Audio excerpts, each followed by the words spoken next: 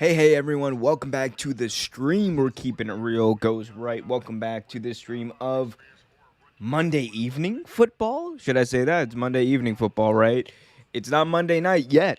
Although, depending on where you are in America or wherever you are in the world, the sun is most definitely down here on the East Coast. But we got football here on a Monday evening, our pregame for the Monday night football game. The Oakland Raiders taking on the Cleveland Browns, a game that was supposed to happen on Saturday night that is now taking place tonight on Monday evening, 5 p.m. is the kickoff. So they're going to get underway pretty soon there. Before they get underway there, let me get underway here and say hit that like button, subscribe, hit that notification bell so you get notified whenever a new video or stream is released.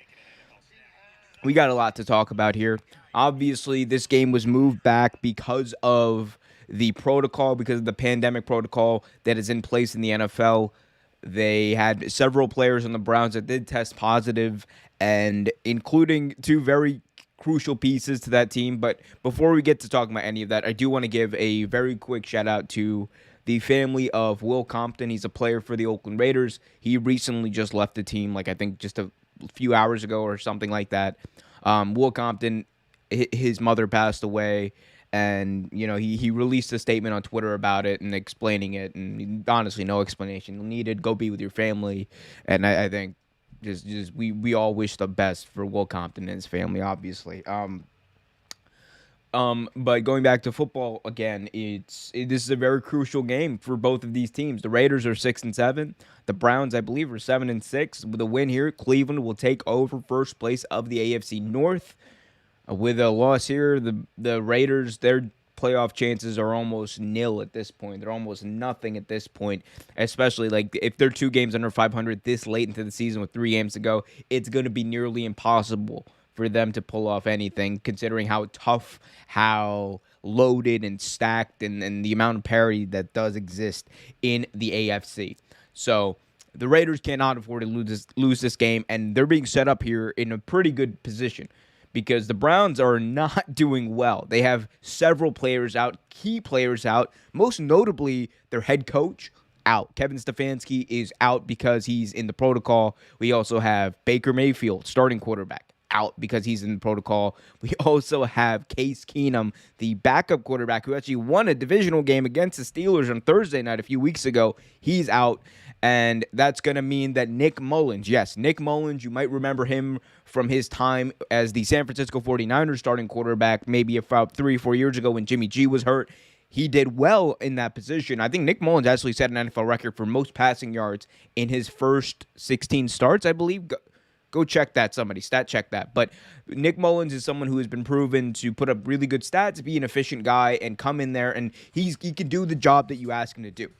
The only question is, can the other pieces around him do it? Because the Browns aren't just missing Baker Mayfield, Case Keenum, and company. They're missing a lot of crucial players. Obviously, I mentioned their head coach is out. They're also they're also missing key pieces on their defense. It's going to be a tough game for the Cleveland Browns. It is going to be an absolutely tough game for the Cleveland Browns. Your game got moved. You're not playing on Monday evening, which is a weird time to play, but that's them's the breaks. That's how it goes sometimes, especially considering we know what we're in for with these new rules, with these new protocol that the NFL put in place.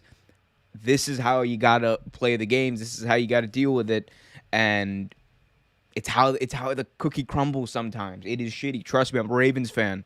It is shitty. Like last year when our game kept getting moved and moved and moved and moved, and we ended up playing a Wednesday night football game. Look, as a fan, I'm not even gonna lie to you. As a fan, strictly as a fan, I have no problem with Monday Night Football, Tuesday Night Football, Wednesday Night Football, Thursday Night Football, Friday. I got no problem with any of that. Look, I come home from work or I log off from work, and guess what? There's football waiting for me.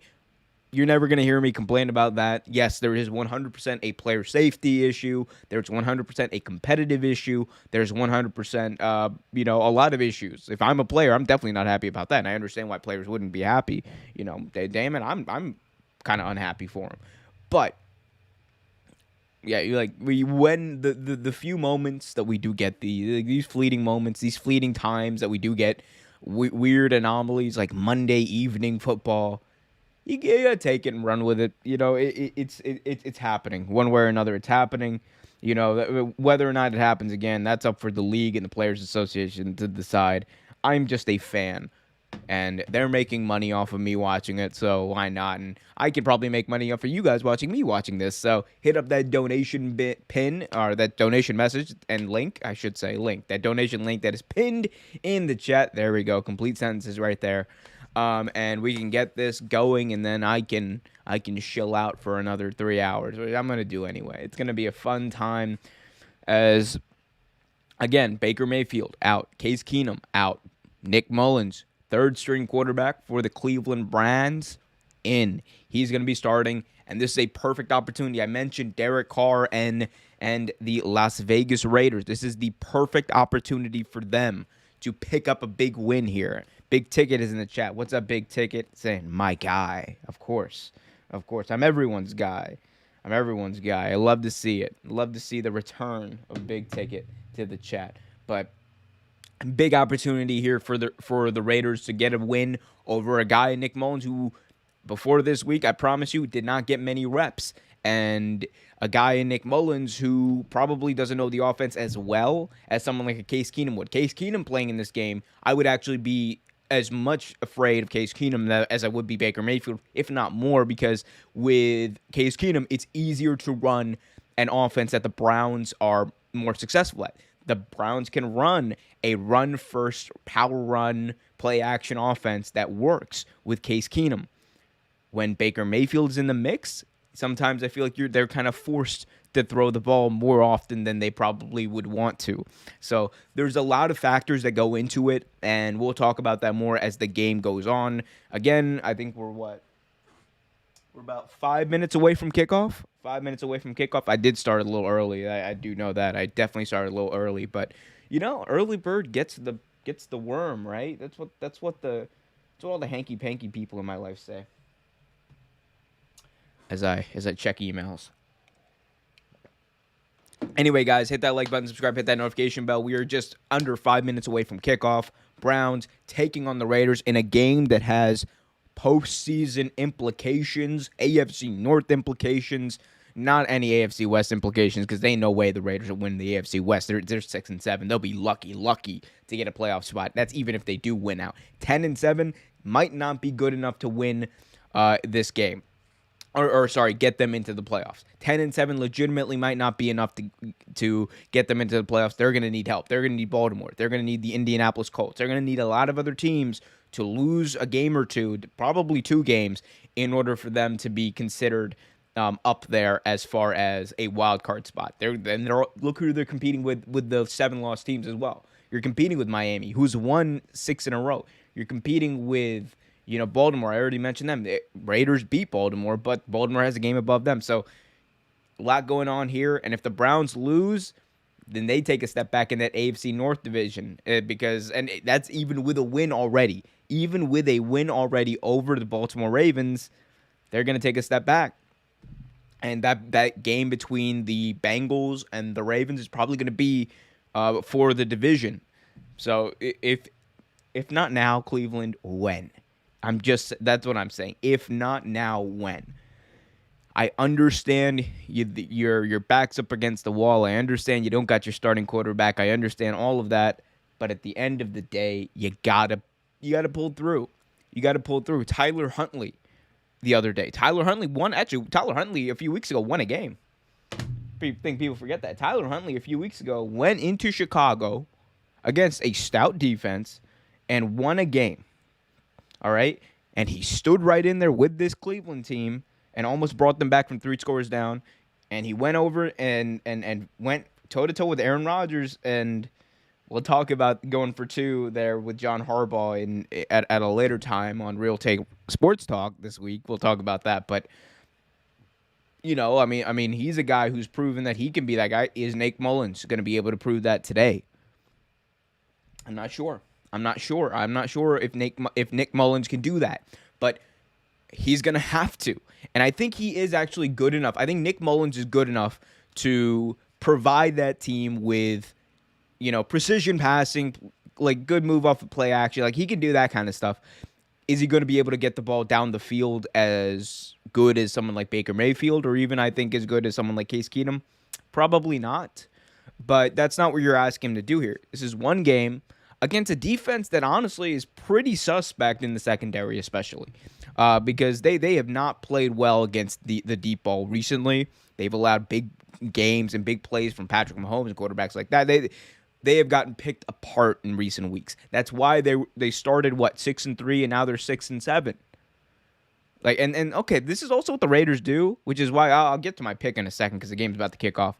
But this is what the Raiders always do every year for ever since they didn't make the playoffs. I think in 2017 they've done this every year. 2018, 2019, 2020, 2021. Past 4 years.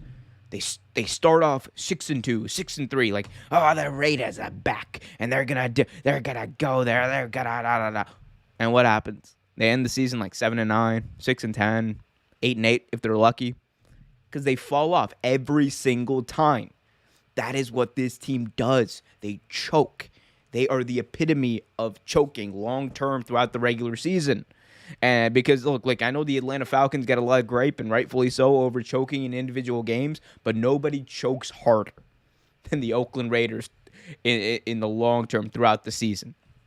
All right? That's just the truth. That's a real fact. Take it to the bank, as they are playing the pregame package to this, which reminds me, guys, hit that like button, subscribe, hit that notification bell, and let me grab something real quick.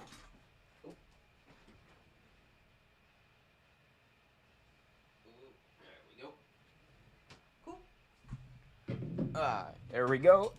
So let's get this underway. A Monday night, Monday evening, whatever you want to call it, football special. The Oakland Raiders taking on the Cleveland Browns, a depleted Browns team that is without many of their starting pieces, many of their starting quarterbacks. Both of their top two quarterbacks, Joe Davis and Kurt Warner, on the call for this one. Love to see Kurt Warner calling a game. He's almost as good as me.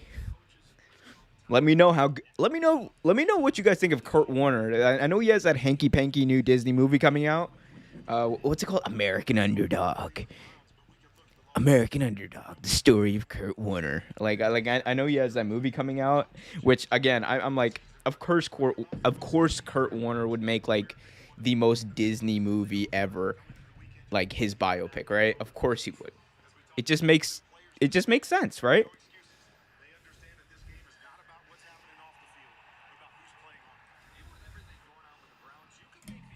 Huh. Isn't that the darndest thing?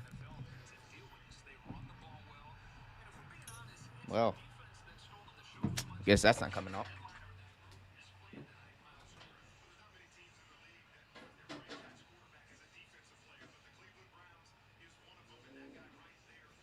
Right, let's try that one. Guys, again, if you haven't already, hit that like button. Something just fell. Discombobulated on a Monday afternoon. That's how it be sometimes. But help recombobulate me by hitting that like button, subscribe, and hit that notification bell so you get notified whenever a new video is released. Head coach Kevin Stefanski out with COVID. Baker Mayfield out with COVID. Javaris Landry out with COVID. Starting tight end Austin Hooper out with COVID. Basically, their entire offensive line either injured or out with COVID. Jadeveon Clowney out with COVID. Malik McDowell, defensive tackle, out with COVID. They have gotten a lot of starters out in this game. It's going to be tough sledding for the Cleveland Browns.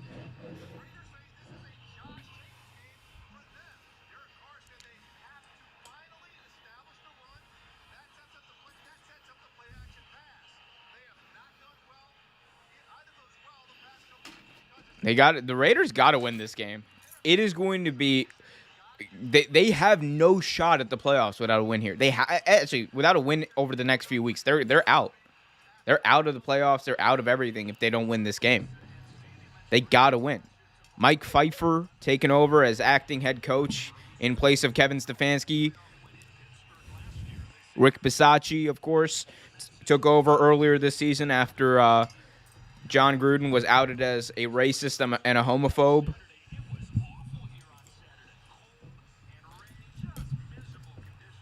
"42 degrees in Cleveland.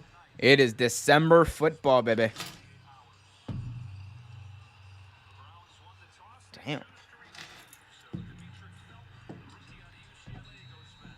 So Browns will receive this. Interesting. Here we go. The kick is off and the game is underway.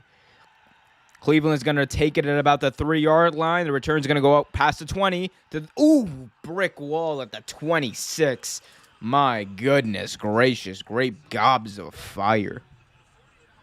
So the Browns are going to start this drive at the 26-yard line. That is where we're going to see Nick Mullins.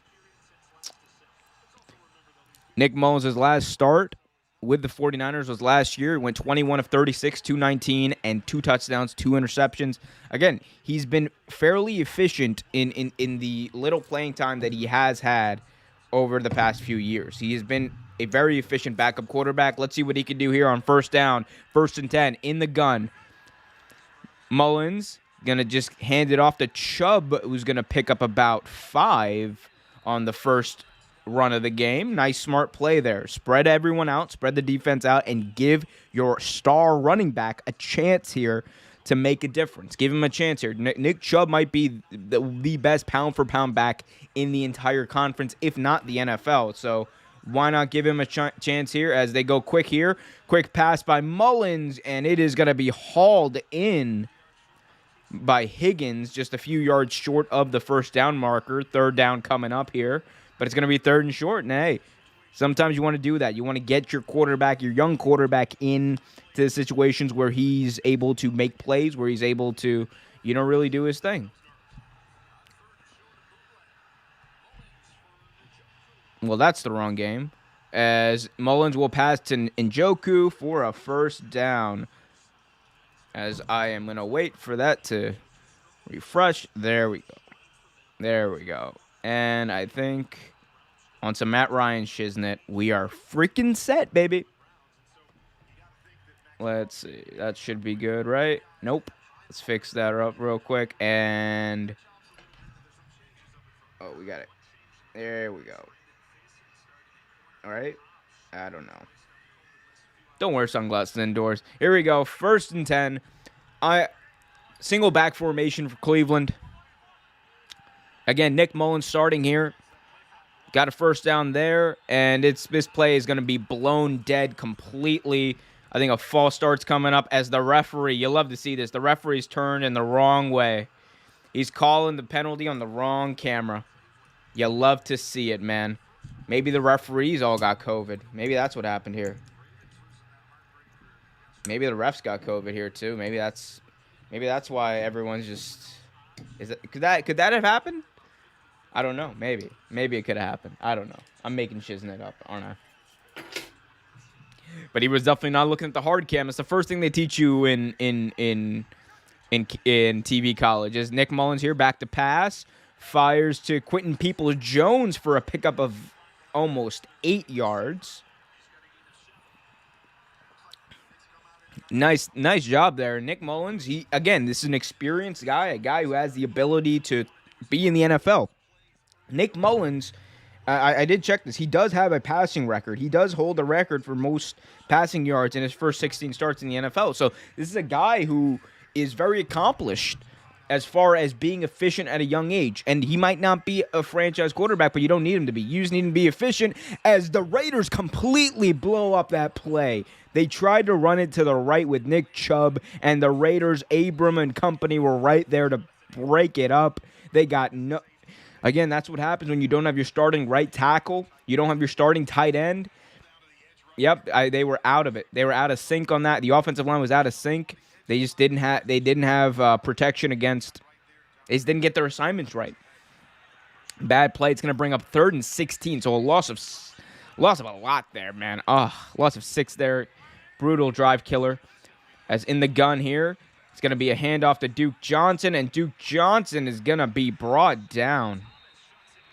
Sorry, the forest shot Duke Johnson. Oh my God, this is not This is not 2016, my G. This is not 2016. What am I doing? I don't know. Help me out. Ask your questions in the chat. Hit that like button, subscribe, and hit that notification bell so you get notified whenever a new video is released. So the Browns, after what I thought was going to be a promising drive, they got a first down on the first series. They were able to get it to 2nd and 2 rather. Penalty, bad play, punt. As they're going to punt it away, Renfro is going to return it at the 12. Renfro across the 30. Renfro to the 40, and he's going to be down across the 42-yard line. Nice return there by the product out of Clemson, Hunter Renfro, who's having a really good season this year for the Oakland Raiders. Did I say Oakland? I meant Las Vegas Raiders. But yeah, I feel like everyone makes that mistake, right? The Oakland Raiders versus the Las Vegas Raiders. Everyone makes that mistake. Because they're always going to be the Oakland. Like, I look at their logo, and I'm like, if you wanted me to call them the Las Vegas Raiders, you should have at least changed the logo. So I at least had that memory. Because, like, when I look at that logo, I'm just like, Oakland. That's all. I don't even think about the Raiders. I'm like, Oakland.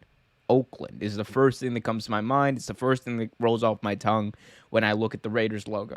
It is Oakland. It's not the Raiders. It's not Vegas. It's Oakland. They should have changed it. Maybe they should have had like a V. Instead of the shield, like have a V. And just the pirate in the middle, like the Las Vegas Raiders. I don't know. I mean, look. I know that Mark Davis, he's hurting for money, right? And hey, Mark, if you need a job, man, Real Take Enterprises, hey, we got you. We got you, buddy. But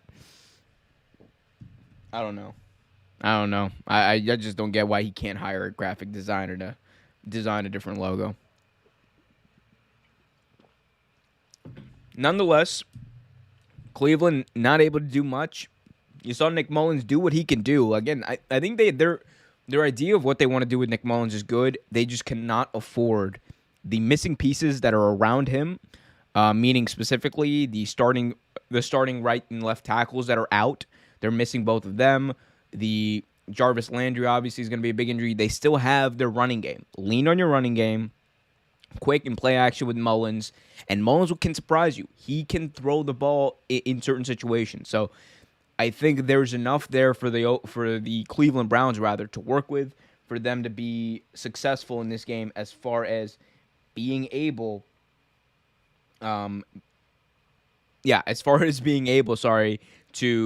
get the ball in a position and get in a position to win this game. But the defense is going to have to step up big. They're missing Jadeveon Clowney. They're missing their starting safety.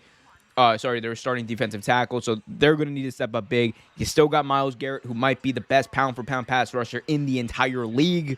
So, actually might be. Forget I said that. Right now is the best pass rusher in the entire league. No offense to anyone else. That is just a testament to him. And Derek Carr, man, the last 6 games for the Raiders, 1-5. 1-5 after starting the season. 6-2. That's what they do. 6-2. 5-2. 1-5. Here we go. First play, they go short to Jacobs, and that play is going to be blown up for a loss of 3. Loss of 3. Taki on the tackle. Second down coming up for the Raiders with 10:35 remaining in the first quarter. And that was just a play that I don't get that. It wasn't even a good play action fake. There was nowhere to go with the ball. He went short, and it was a loss of 3. Wow, they gave a generous spot there. They gave him generous forward progress. 2nd and 11. Okay. Here we go. Back to pass again. Pass to Renfro. Renfro is able to weave his way for a first down. Hunter Renfro keeping those legs churning, keeping those legs moving. First down, Oakland. Las Vegas. Damn it. I keep calling him. Again, I am not in the minority on that. Everyone keeps calling them. I'm sure people on the team still call them the Oakland Raiders. Anyway, first down right here across midfield at the 47-yard line. First down for the Las Vegas Raiders. Carr, single back formation, handoff here to Jacobs. Jacobs going to take it for a gain of 8 yards. 2nd and 2 coming up as whistles come flying. Flags come flying too after the play. This one might be coming back. Holding. And if you're the Raiders, this is one thing you can't do. This has plagued them during this 1-5 streak they've been on. This has plagued them during this 1-5 stint they've been on. The penalties, penalties, penalties. They are ranked near the bottom of the league for a reason in rushing, and it is because every time they get a good run with Josh Jacobs, what happens? Oh, they get a flag. Can't allow that to happen. And it can't happen in this game. It absolutely cannot. You can't afford it. You cannot be the ones to make mistakes. Cleveland has to be the ones to make mistakes. Now they're facing a 1st and 20 here. Carr, handoff here to Jacobs. It's going to go absolutely nowhere. Maybe a gain of 2 yards. Pity yardage here by the Oakland Raiders of Las Vegas. I almost saved myself there. Hey, but if you guys want to watch me save myself every single week, hit that like button, subscribe, and hit that notification bell so you get notified whenever a new video is released. Here we go. Raiders here on 2nd and 18. Derek Carr back to pass, steps up in the pocket, has room, has time, will get rid of it. Short, but it's going to shed up about a 3rd down and 5.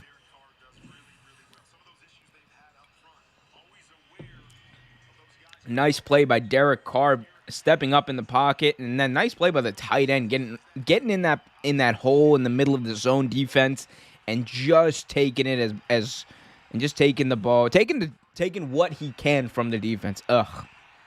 Mondays, grr. Don't you hate him? 3rd and 3 coming up for Las Vegas. Carr in the gun. Changes the play at the line.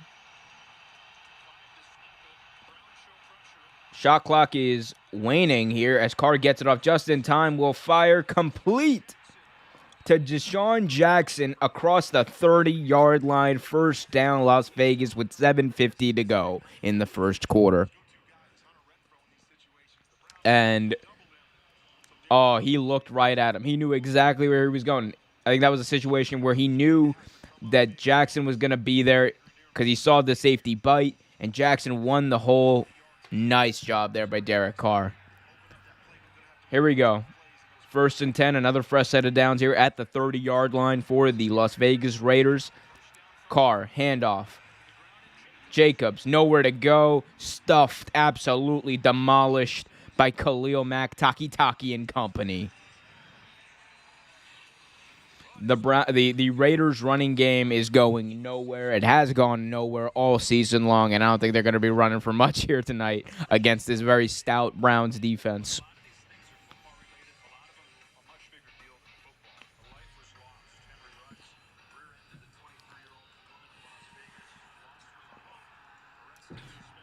Second and 12, 6:50 remaining here in the 1st quarter. Raiders driving. It hasn't been exactly pretty, but it's been a pretty good drive here for the Las Vegas Raiders as he gets rid of his short. Does Carr to Jacobs for a 1st down and more. Jacobs found in the flat, was able to get some space, get around the edge, and pick up a 1st down for the... I keep wanting to call him Oakland, man. You know what? I don't even care. If I call him Oakland, it's because they deserve it. They haven't done anything to warrant me calling them the right city's name, all right?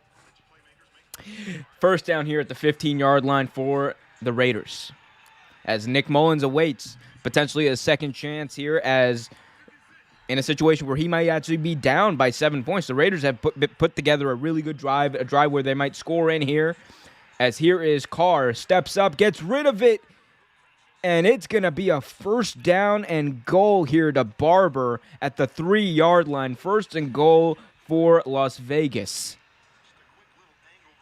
Nice route there. Nice Z-spot, as I call it. Nice little angle route there by the running back. By the running back, Barber. Amazing job there. Absolutely amazing job there by Derek Carr. He's done that a few times in this game.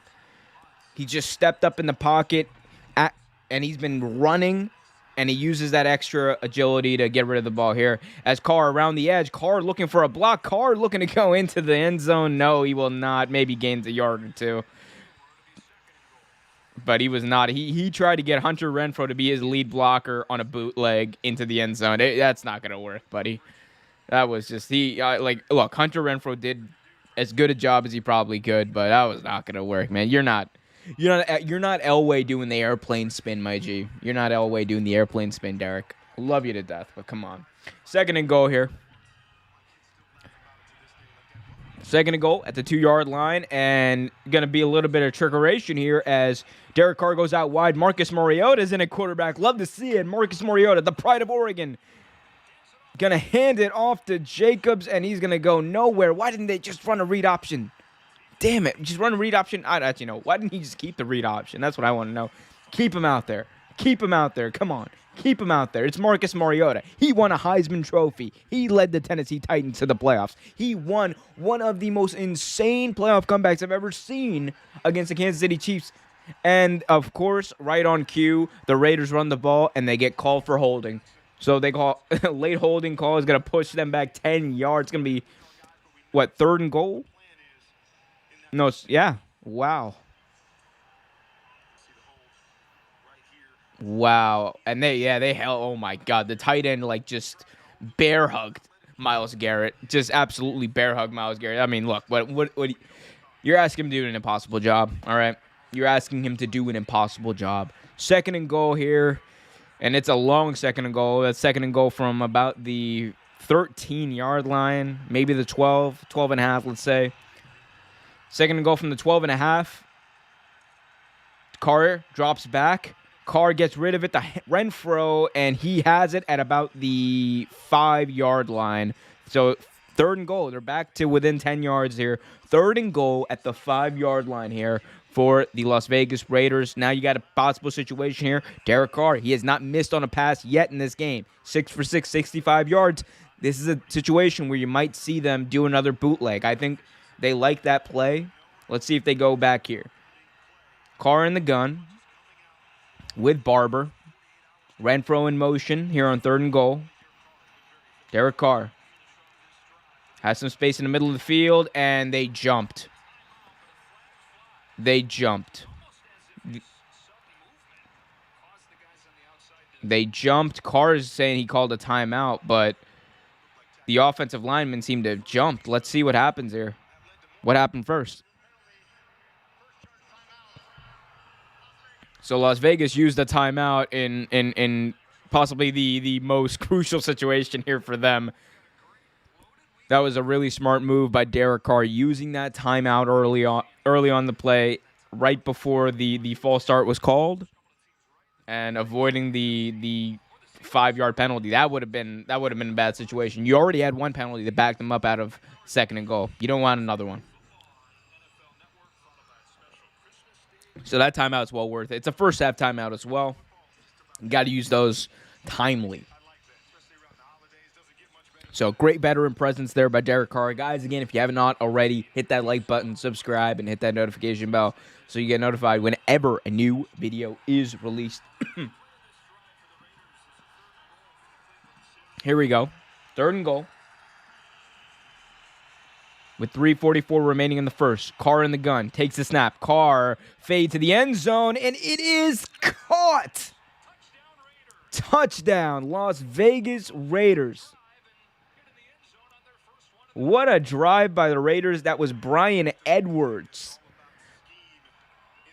in the corner of the end zone. A back shoulder fade. Nice throw. Amazing catch and good presence to get both feet in bounds by Edwards. Touchdown. Raiders are about to go up 7 here on the Browns, who honestly cannot afford to be down by too much. Remember, you don't have your first-string quarterback. You don't got your second-string quarterback. You got Nick Mullins, and you don't got much help around him outside of the running game. So let's see what they can do here as the kick is up. Extra point is good. 7-0 here with just about 3 minutes remaining in the first quarter. Raiders are up. Browns are up to bat. Let's see if they can answer.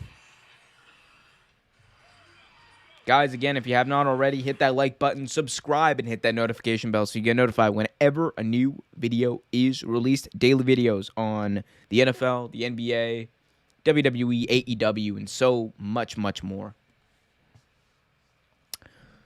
Also, if you guys have any questions in the chat, put those questions in the chat. Let's get talking. Let's get it going. They can be about the NBA. They can be about the NFL. They can be about pro wrestling if you want. I don't really care. Just here to talk. Streams like this are usually chill.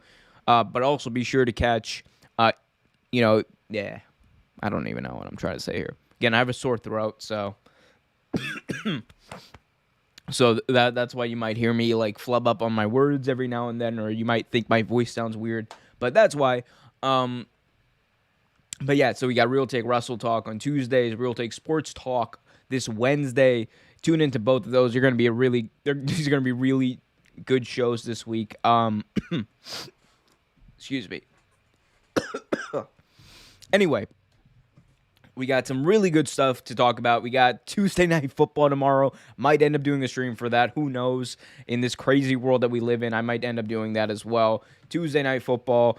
And I think the game that I would do, because it's in my market, is going to be the Eagles-Washington game. That's going to be a fun one, too, with some playoff implications. At 6-7, neither of those teams, by any margin, are eliminated from the playoffs yet, especially the way they're playing.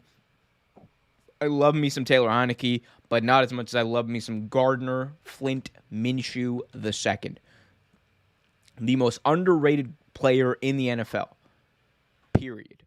No question about it. Gardner Flint Minshew deserves to be talked about more, and we're going to see why in prime time for a lot of people around the country. They're going to get to see him prime time where he shines the brightest. Gardner Flint Minshew. I cannot wait for that. So if you guys want to see a stream, let me know in the chat for that game. Hit that like button if you want to see a stream. Subscribe and hit that notification bell so you get notified whenever a new video is released. They also got a Christmas Day game, or a slate of Christmas Day games. Damn. They are out here stunting is the NFL. Not only do they have the John Madden Christmas special, which is insane, the fact that that's a thing, the John Madden Christmas special. I know it's a documentary, but I like to call it the John Madden Christmas special. The Browns and the Packers, and it's insane. The Browns and the Packers are playing on Christmas? The Browns are playing today. Oh, I don't know. If I'm a Cleveland fan, I'd be pretty heated about that.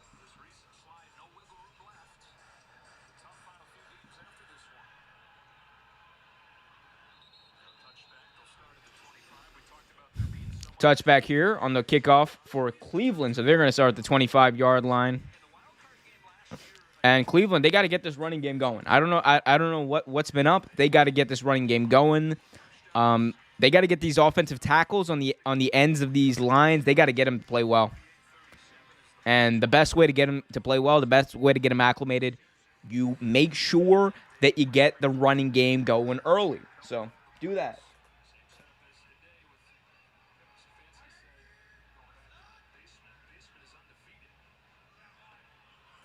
All right, here we go. First down, single back formation. Mullins under center. Hands it off to Chubb, who's going to run to the left for a gain of 8 yards, possibly 9. Nice run by Nick Chubb, who just kept those legs a-churning. That's what he does. He's making butter with his legs, people. He just keeps on churning. Just keeps on a-churning. Love to see that.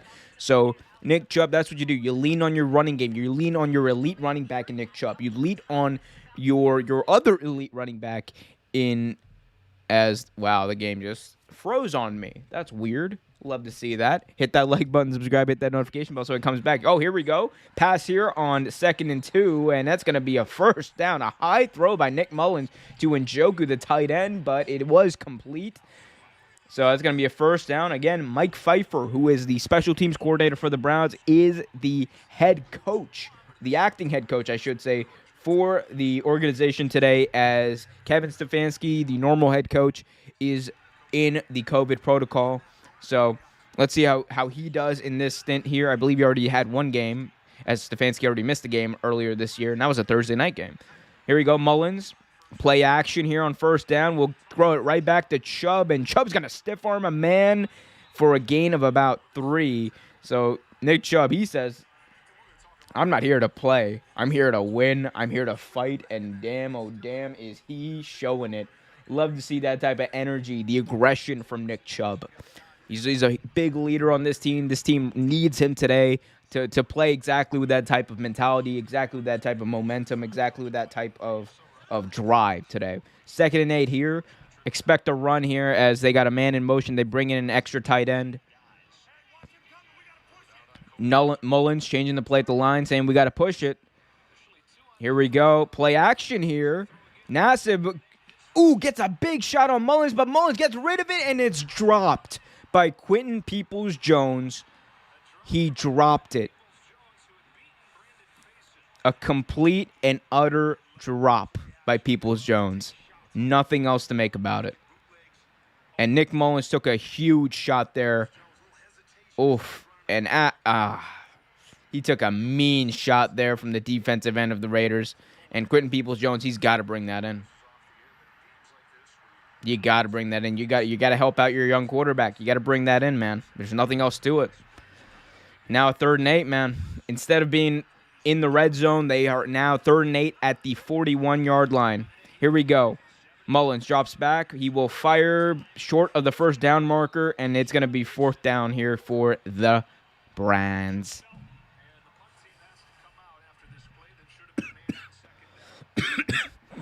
Heartbreaker there. Heartbreaker for the Browns there. Should have been 1st and 10 at about the 25-yard line, I believe, or 20-yard line, one of those two. Instead, they are punting on 4th and 4 in their own side of the field. So, not what you want to see in a game like this where you don't have your starting quarterback, you don't have your backup quarterback, and you're missing a lot of pieces around the 3rd-string guy. You want to be able to make plays for him. And Nick Mullins put it right on the money and took a mean shot there on that play. As here we go, the punt is off and away. And Renfro's going to let it bounce. And it's going to take a Cleveland bounce inside the 5-yard line. Nice punt by Colquitt. So the Raiders are going to be pinned deep in their own side of the field at inside the 5-yard line. That's where they're going to start their next drive. So we'll see if they can repeat the magic of that previous drive on this one. Guys, if you have not already, hit that like button, subscribe, and hit that notification bell so you get notified whenever a new video is released. We got a question in the chat from Big Ticket. Can we talk about the report of how WWE wrestlers are using the fact that the Jags won't play Urban Meyer's full salary being fined as a cause? Oh, we'll talk about that in a second. Just give me 1 second.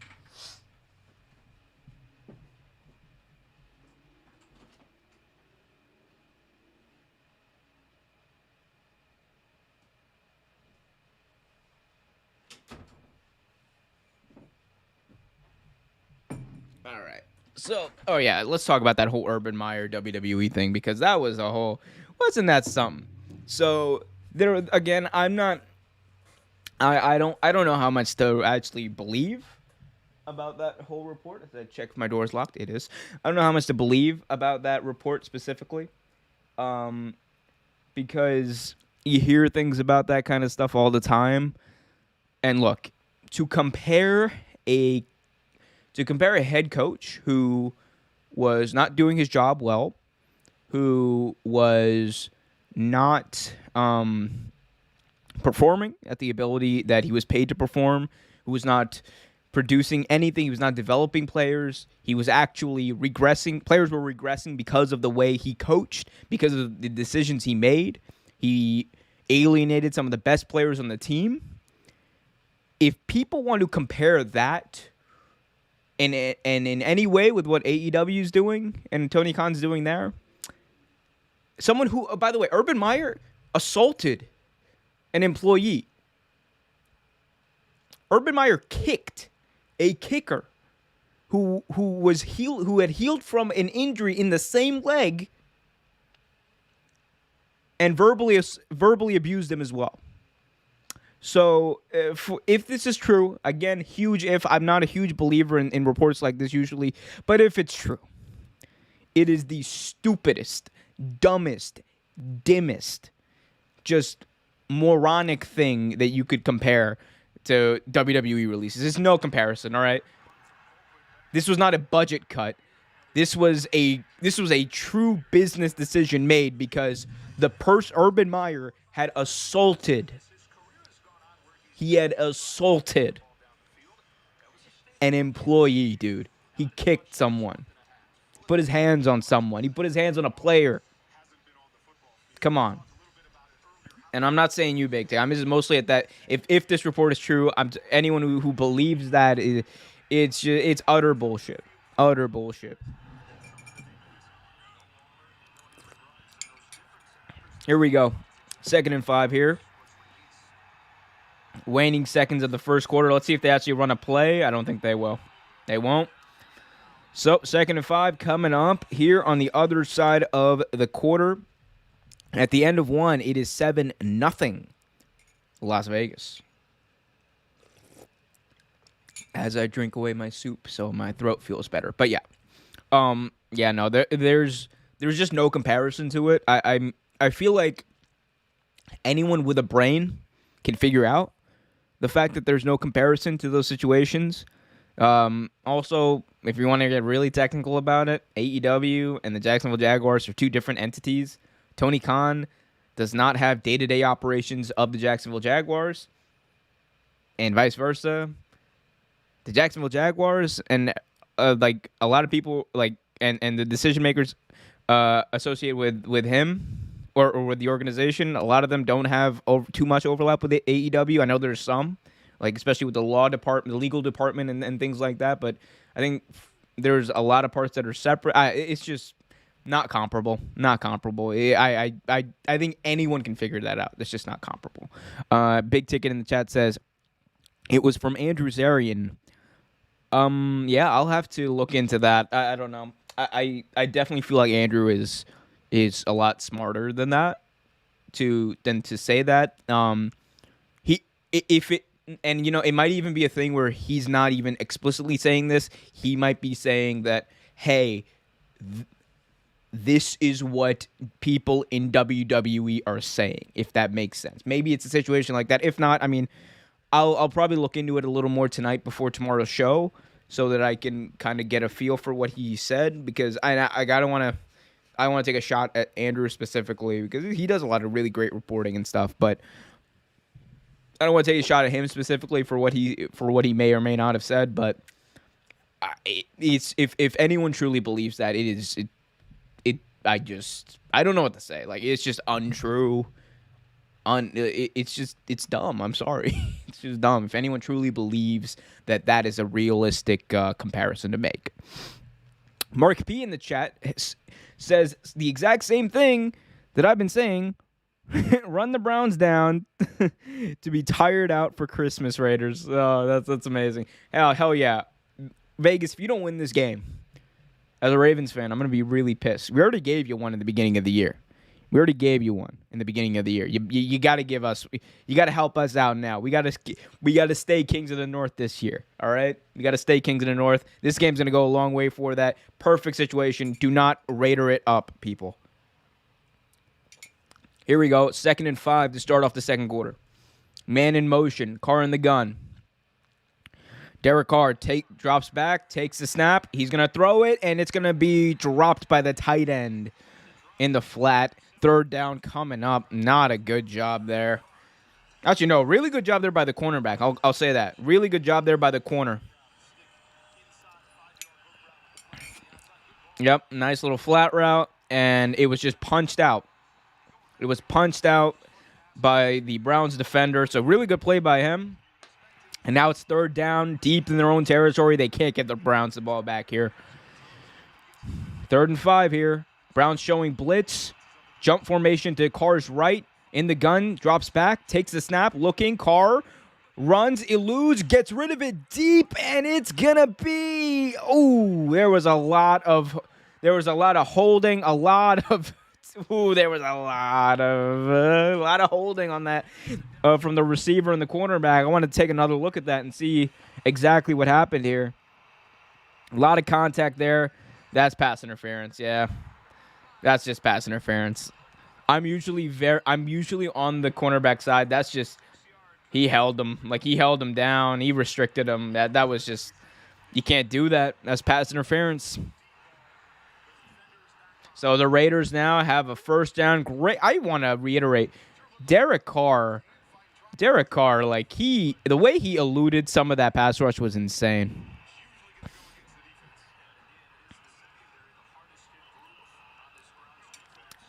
Big Ticket said, you're spot on. Thank you. I know I am. Thank you. Here we go.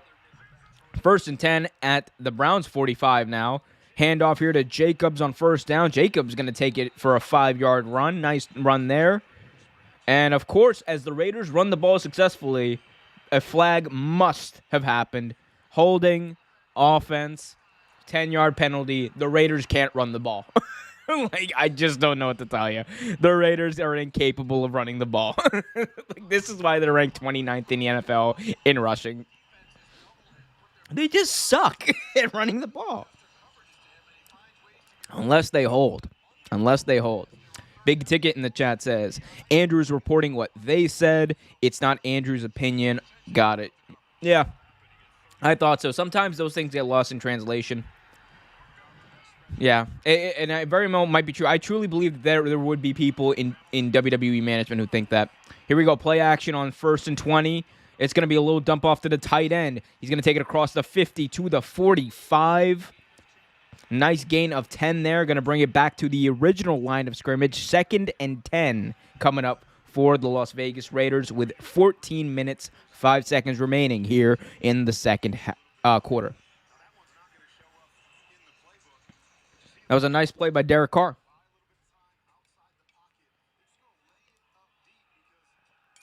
He faked going deep. Then he just dunked it down to his tight end on a screen. Nice play there. And now you can open up the playbook maybe. Don't run the ball because you're going to get called for holding. Don't run the ball at Oakland or Las Vegas.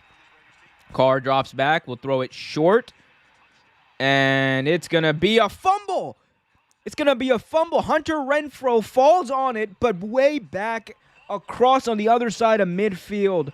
Heartbreaker. Loss of 10 probably as Edwards was trying to fight through some traffic. The ball was punched out. Hunter Renfrow picked it up and then started running the wrong way with it. Instead of just falling on it, you got to just fall on it and take the loss there. There's not much to be made of a play there. You got to, oh my God, and Edwards, you got to hold on to the ball. Sometimes you just got to know when to go down. So after a 2nd and 10, they are back into a 3rd and 21. Impossible situation here. Derek Carr drops back. He's looking, fires middle of the field, and it's going to be behind the tight end. Incomplete. 4th and 21. Raiders are forced to punt. And the Raiders doing what they do best. Oof, sorry again.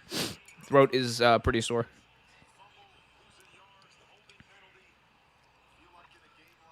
Holding penalty, fumbles, drops, bad passes. They all happened on this drive. And the Raiders, they can't do this, man. I absolutely cannot do this. As here we go, the punt is up and away. Peoples-Jones back to return. He actually catches that one, and he's going to take it across the 20 to the 30. Peoples-Jones to the 35-yard line sets the Browns up in pretty good field position here with about 11 minutes remaining in the first, 12:37, I should say, remaining in the first half.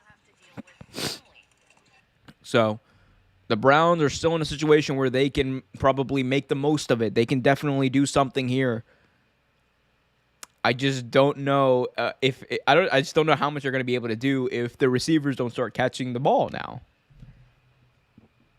Maybe Peoples-Jones finally was like, okay, I got the ball. Maybe he just needed to get the ball in his hands once, and now he's good. Let's hope so. He's a pretty good receiver. He's just having a bit of Aguilar hands, I like to call it. The Aguilar hands are not great. You don't want to have Aguilar hands, people. Or should I say Peoples? Jones. I don't know. That's a bad joke. If you want more bad jokes like that, hit that like button, subscribe, and hit that notification bell so you get notified whenever a new video is released.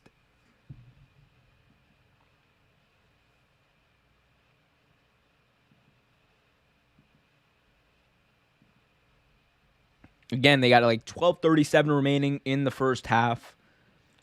Raiders had one really, really good drive on their first possession.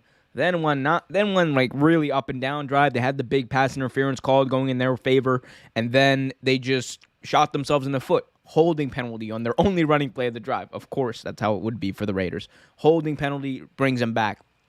Carr gets him back to the original line of scrimmage, And then Edwards fumbles the ball, brings it back to a 3rd and 21, 3rd and impossible, and then an incomplete pass. You can't have that.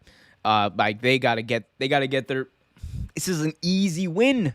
This is an easy win, even if you're on the road. I know they're on the road. I know you're playing the Cleveland Browns, and the crowd is tough. It's not even a Monday night though, bro. It's a Monday evening. People are still at work. People are still coming home from work right now. They're not in the mood to go to a football game. Come on. Like, I've seen the stadium. It's more full than you would think it would be, but it's not as full as it probably should be. Raiders gotta take what they can. Like, this is an easy thing for them. It should be an easy thing for them, especially with a defense that's missing key pieces like Jadeveon Clowney and their starting interior linemen. You got to do something here. Speaking of doing something, that's exactly what the Browns have to do. They got to find a way to take advantage of some of these big shots they've had downfield. A big drop downfield. Nick Mullins has gotten pressure in his face. Let's see what they do here. Again, I think they're going to lean on the running game. Don't make it too complicated. You're only down 7. Here we go, 1st and 10 here at the 34-yard line for the Cleveland Browns. Handoff here to Chubb. Chubb is going to churn for nothing. 2nd down coming up.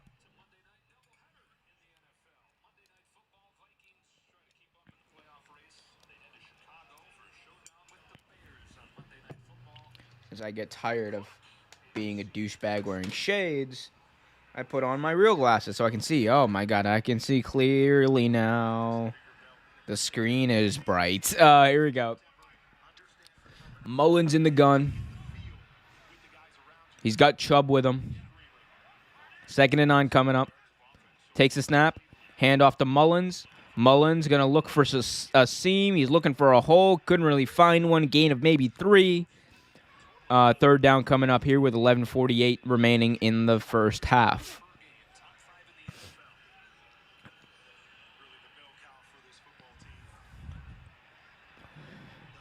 I like what they've done with Nick Chubb. I know it hasn't been there, but you set the run. You set the threat of the run and everything, and it gets your lineman into the game. 3rd and 6 here, 5 wide. Mullins in the gun, calls an audible, changes the play at the line.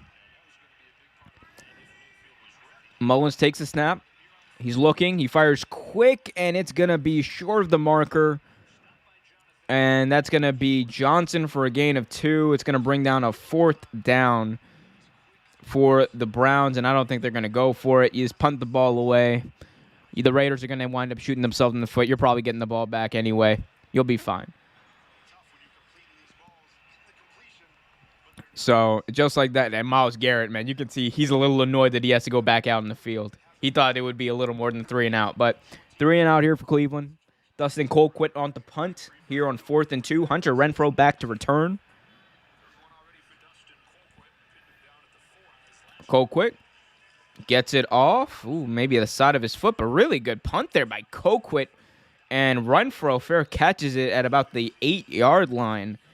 What a punt by Dustin Colquitt. My God. Colquitt, man. There's something in the water at the Colquitt house. Like, his brother's a really good punter. He's the Colquitts, man. Not to be confused with the Cool-Whips. Guys, if you haven't already, hit that like button, subscribe, hit that notification bell. As I, again, drink my soup. Well, this is basically snack time with a Mercure. This is a real take snack time. Real take snack talk. Although we could get some real take soup talk going. I don't know. Tell me what your guys' favorite type of soup is. That's a weird thing, right? I don't know. On some Andrew Zarian shit? I don't know. No. All love to Andrew Zarian. He does a lot of good work there for himself and Wrestling Observer. He does a lot of good work. Love to see it. And I also love to see you guys subscribe, hit that notification bell so you get notified whenever a new video is released, and hit that like button. Or as all of the great YouTubers say, smash that like button. I don't know. I'm not one to smash like buttons. Like, I'll hit it. I might jam it. I might bop it. Smash though? Whoa, bro. That's commitment. Whoa, bro. Nah.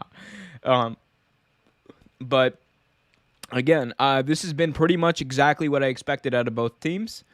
Um, I'm actually kind of disappointed in a way from the Raiders because I thought offensively they would have taken advantage on that last drive of that massive pass interference call that went in their favor, but they didn't. But that's also why they went from being a 6-3 football team to now being a 6-7 football team.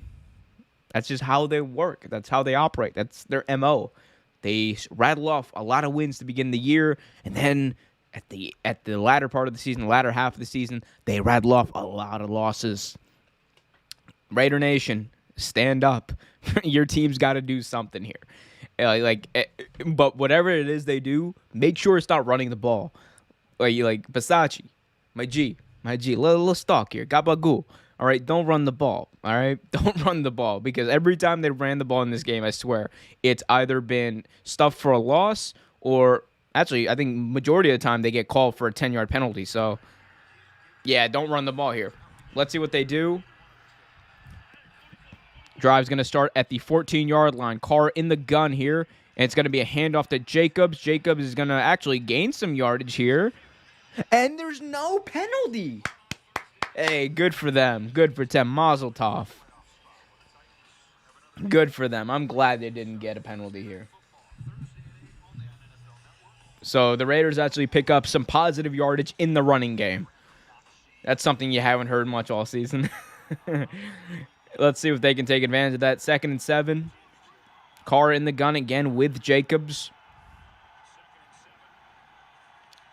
Another handoff here to Jacobs. Jacobs has a hole. Jacobs is running across the 30. He's going to stiff arm his way to the 35-yard line. A nice hard run. Big hole opened up on the far side of the field for Josh Jacobs and this Raiders offense. And they sealed Myles Garrett. Myles Garrett, that was a really good job. Myles Garrett went for contain, which had the inside open, and big lane for Jacobs to pick up first down here. Here we go. Play action here on first down. Carr is going to step up, and he's going to try to run, but he is stuffed at the line of scrimmage. 2nd and 10 coming up for the Raiders.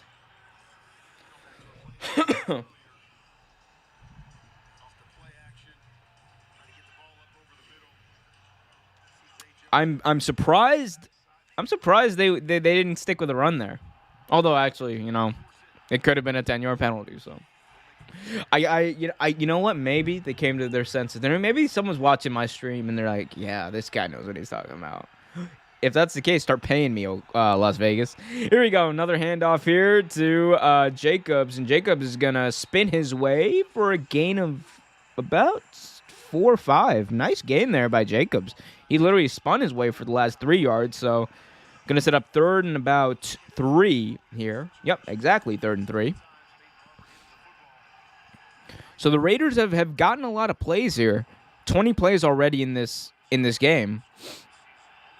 Let's see if they can rattle off some points. Some points would be nice. You want to go up. If you put yourself up 2 scores, that would be a pretty good position against this Browns team the way they are right now. 3rd and 3. In the gun, Carr takes a snap, looking. He's going to go deep on the far sideline. Incomplete. Just out of reach for Deshaun Jackson, which is not something you hear many times. The ball actually outran Deshaun Jackson. Dude's getting old. No, he's not. It was just a bit of an overthrow by Carr. That's all it was. Just an overthrow, maybe some holding. Ooh, some contact there.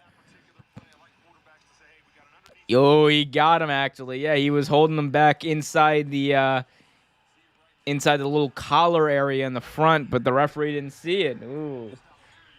Missed opportunity for a flag, and that's coming from me. I hate flags. Line drive punt here by the Raiders on 4th down, and it's going to take a Raiders bounce inside the 10-yard line. Some pushing and shoving here on special teams. You don't want to see that. I think Cleveland's asking Las Vegas to make a mistake. Don't take the bait. Don't take the bait.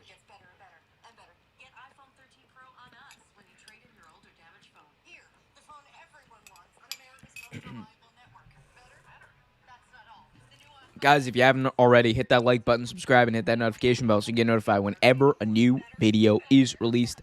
Daily videos on the NFL, the NBA, many, many other sports, all the latest news in sports, and pro wrestling too, if you're into that. Real Take Wrestle Talk on Tuesday nights. Real Take Sports Talk this Wednesday is going to be a lot of fun, so tune into that. 7-0. Now I think the question becomes, the Browns defense have done a really good job holding the Raiders. I think they're gonna continue to do a pretty good job because the Raiders just seem to be their own worst enemy right now. The question now becomes, what, if anything, is the Browns offense going to do? Because they haven't been bad, right? They just have not been as good as they probably would be if they had their starters. I think you stick to the game plan. I think you stick to doing what they've been doing isn't bad. I just think that, maybe you just want better execution out of those plays. You want better execution out of the offensive line. I think that's what it is.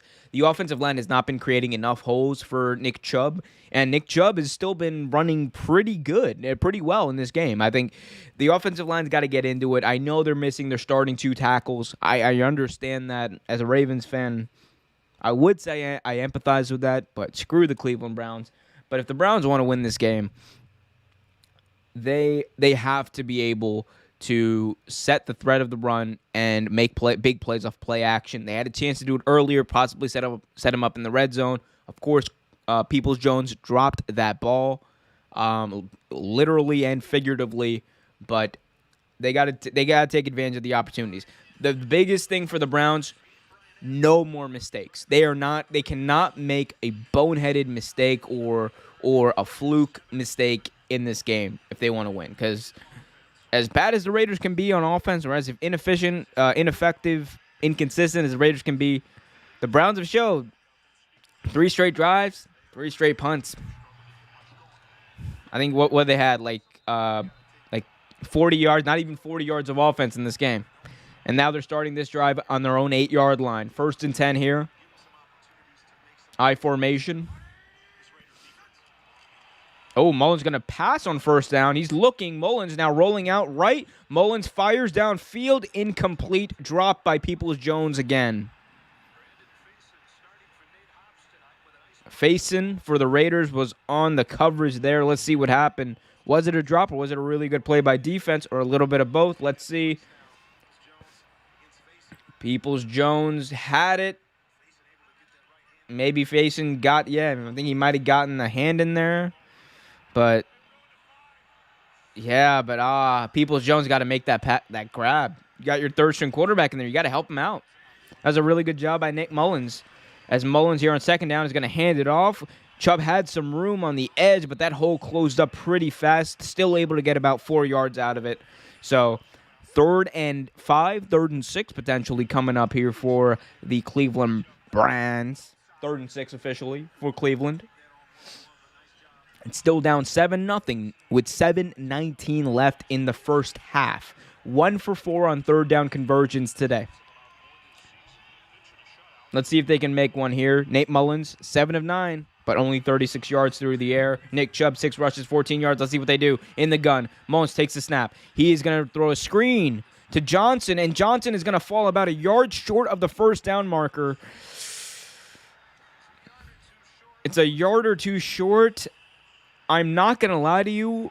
I understand you got your 3rd-string quarterback in there, but I do trust them. I do trust this offense in picking up a yard here against this defense, honestly. I do trust it. Let's see if they do. It's going to be a long yard, which is why they're going to bring on the punt team. They're going to punt this ball away with Colquitt with 6:25 and counting remaining. Punt is up and away off of the foot of Colquitt, and it's going to be fielded at the 41. Oh, it's going to be dropped by Renfro, who's going to actually fall on it this time at the 39-yard line. Almost a disaster for Las Vegas, as Renfro, usually reliable hands Renfro, was not able to hold it in, but he was able to fall on it finally with 6:15 remaining in the first half. The Raiders are going to start their next drive at the 39-yard line. And I'm going to start shilling out. Hit that like button, subscribe, and hit that notification bell so you get notified whenever a new video is released. Daily videos on everything in sports, the NFL, NBA, much, much more, and WWE, AEW, pro wrestling, and whatever the hell else I feel like talking. I feel like talking about a lot of stuff. Also, if you don't catch the clips, be sure to check out the main shows. Real Take Wrestle Talk on Tuesday nights. Real Take Sports Talk coming to you on Wednesday because there are NFL games this week on Tuesday, which you gotta love that, don't you? But we're still doing Real Take Wrestle Talk tomorrow night live here. Special Christmas edition. Might be some special surprises. Might be some special outfits. You never know. Real Take Wrestle Talk live here tomorrow night. Also, you can catch those shows on Apple Podcasts, Spotify, and everywhere else because I am a content machine, baby. I just keep churning it out. We do a bunch of streams as well. Probably won't. Still iffy on doing one tomorrow because we'd either have to start the podcast like live stream like at 5 p.m., which I don't think anyone really wants to do. Or can do. I probably wouldn't be able to start till at least 6 p.m. And by that time, the game would probably have been an hour in. I don't know. Maybe. We'll see. Let me know what you guys want me to do. Hit that like button, subscribe, hit that notification bell, and leave your questions, comments, and or concerns in the chatteroni. That is below, to your right, I don't know. Wherever it is on your screen or wherever you're watching this. And also let me know if you guys have any questions about the NFL, this protocol, these new rules, whatever's going on, this wonderful display of American football that we are watching. I say that mostly sarcastically, because the Raiders just I don't know, man. This is a team that every year they disappoint, don't they? Every single year they just disappoint. This is what they do. This is what this is what you get for moving Al Davis's team, baby. All right, he may have moved it, but he did right. He moved it back. All right, he moved it back where it belonged, and now you move it again to Vegas. Not even in California. Nah, just win never, baby.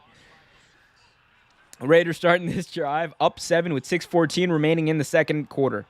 1st and 10 at the 39. Handoff to the running back Jacobs. Jacobs going to take it for a gain of 6. 2nd and 4 coming up for Las Vegas.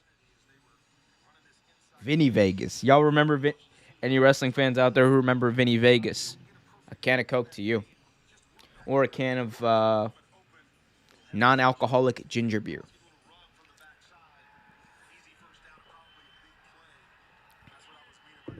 7-0. 2nd and 4. Marcus Mariota's in the game. Marcus Mariota's going to keep it off a read option, and he's going to be about a yard short of the first down marker. So it sets up a 3rd and 1. 3rd and very manageable. So I like to see Mariota getting some time here. You love to see that. You love to see Marcus Mariota. That's a Gruden site. No, you can't say that anymore. And you probably shouldn't. It's pretty messed up. Anyway, 3rd and 1 here for Las Vegas. Cleveland is selling out for the run.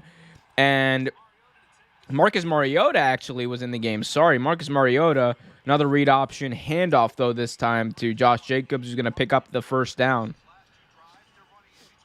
So, good job. Good use of Marcus Mariota here.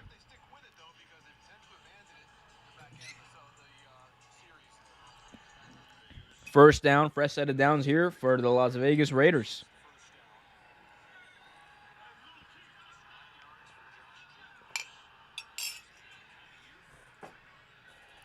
Five wide here. 5 wide. Carr in the gun. Takes a snap. Looking, has time. Fires middle of the field. Complete. Nice pass. Knifing throw in between 2 defenders to Hunter Renfrow. And Carr kept his eyes downfield, went through his progressions, very nice there, and just, like I said, knifing throw right exactly where it needed to be to Hunter Renfrow. One of the most underrated route runners there is in pro football right now, but really good job by Carr finding his young wide receiver there. And Hunter Renfrow, he's been on the terror recently. Like, he's had 100 straight yards in a few games. Like the past few games, as Carr didn't like the look on defense. He took a timeout here. Their second charge timeout here with 3:42 remaining in this half. Up 7-0 are the Raiders. Raiders 6-7, trying to keep pace in the wild card in the AFC, while the Browns at 7-6 with a win today could be in sole possession of first place of the AFC North. Control their own destiny for that division. Going to be tough sledding, though, for them, considering they have not been able to do much here on offense. Got to get it. Got to get it going. You got to... Well, what's that old saying from the Bills? Nobody circles the wagons like the Buffalo Bills. Should not be doing that with a sore throat. Never do that with a sore throat. This is napkin. Well, we'll save that disgusting part for later. I'll blow my nose eventually. But yeah, 6-7. The Raiders have to win this. If the Raiders do not win this game, they are eliminated from the playoffs. Point blank. An 8-loss team will not make a wild card in the AFC. It's just not going to happen. The NFC, hell, a 9-loss team might be able to make it the way things are going there. But we'll see what happens there. 1st and 10 after a timeout. 3:42 remaining in the second quarter. Up 7-0 at the Browns 36-yard line. So the Raiders are driving right now. Carr changes the play at the line. Under center. Going to hand it off to Jacobs. Jacobs looking, churning. Ooh, grind. He was turning. He was bumping a little bit. He did a little dance in the middle of that. Love to see that. Love to see that. Pickup of 6 there. 2nd and 4 coming up with 3:25 and counting remaining.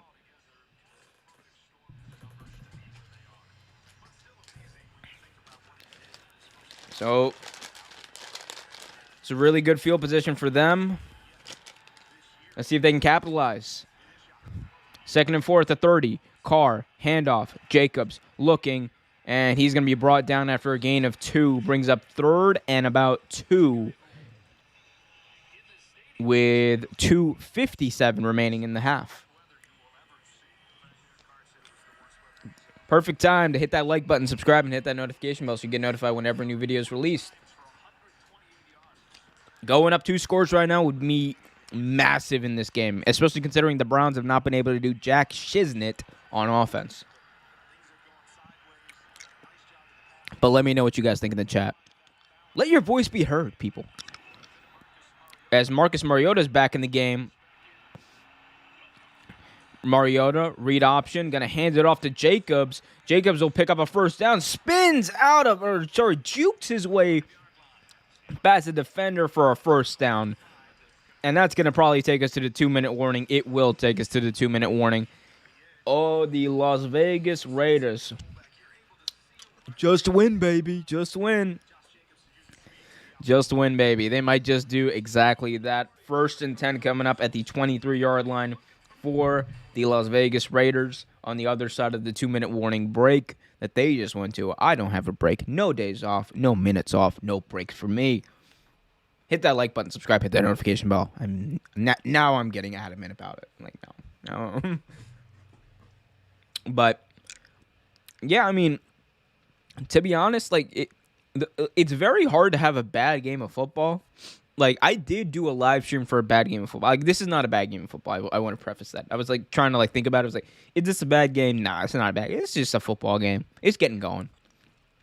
Like, it's very hard to have a bad game of football. One of the most miserable experiences I had watching football, like, I don't even hate blowouts necessarily. Like, I mean, yeah, they can be boring to watch, especially if, like, your team's getting blown out. But, like, I mean, the worst part is I did a stream once for a legitimately bad game of football. It was this year, the Seattle Seahawks taking on the New Orleans Saints. It was in Seattle, Monday Night Football. Terrible football game. Like, I mean, that was the game that Russell Wilson, remember, he got hurt in. Smith came in, did well enough, but the final score was like something like 14-9. Like, it was a dud of the game offensively. It just wasn't good. It wasn't fun. Like, I was watching that, I was like, oh my God. Like, thank God I had the chat to keep me sane, right? But it just wasn't a fun game of football, and like it made me question. I was like, man, bad games really do exist. Because like before, I was like, nah, man, as long as football's like, I don't know. Coming into this year, maybe it was the fact that fans were back. Maybe it was things were opening up. Like we're kind of getting back to a little more normal, a semblance of normalcy, right?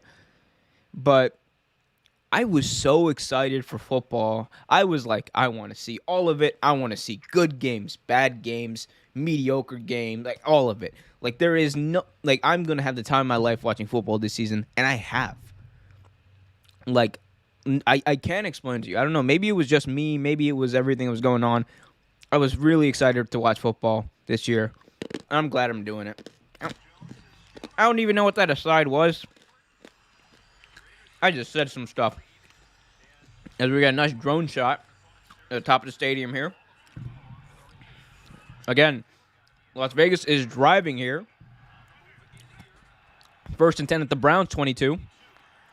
Handoff here to Jacobs. Jacobs with a little bit of a hole. Sorry, Barber, I should say. And Barber's going to take it for a gain of 7, possibly 8. So nice gain there on first down. And that gets a big hole. A lot of help from his offensive lineman as well.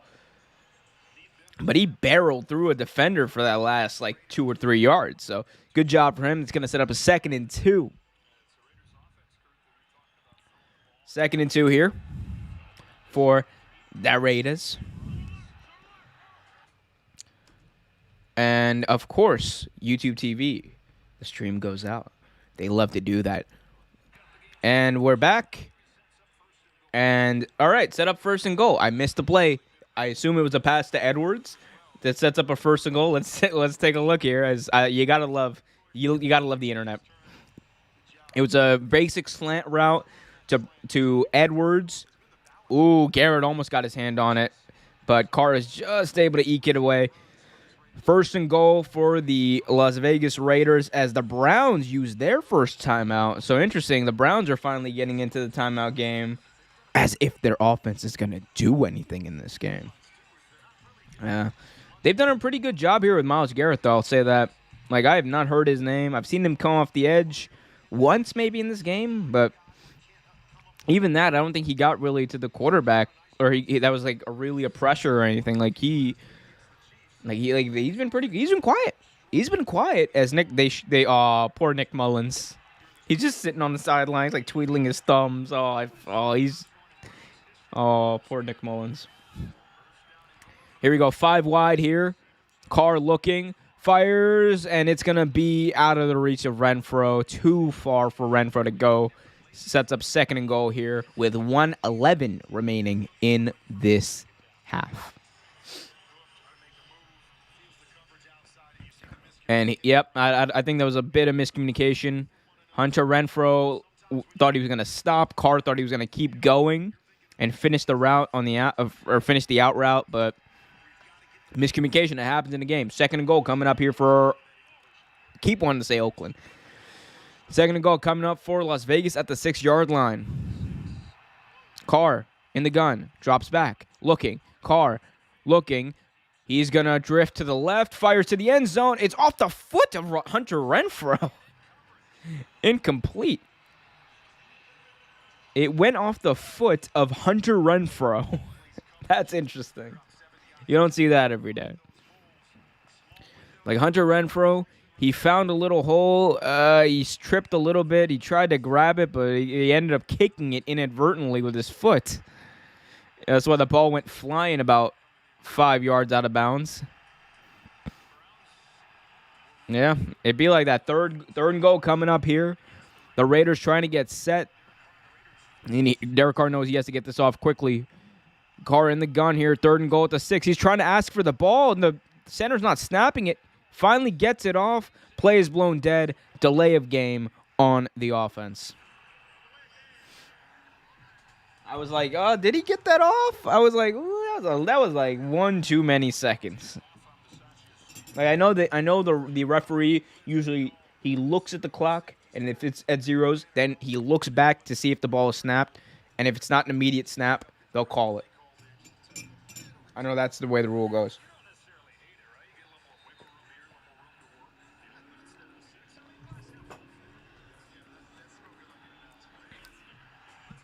And Derek Carr does not look happy about that. You don't want to lose those 5 yards. Now, instead of being at the 6-yard line, you're at the 11. Here we go. Carr takes a snap from the gun. Looking, has some time, steps up into the pocket. He's going to take off and run with it. Carr had a space, and it closed up immediately.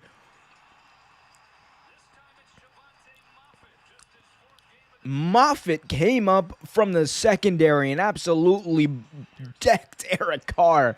He blew him up. Oh, my God. And Derek Carr, he had an, oh, my God. He was just not as fast. He's just not as fast as that cornerback. Moffitt completely blew that play up. Derek Carr thought he had a touchdown, and he just not able to outrun a cornerback.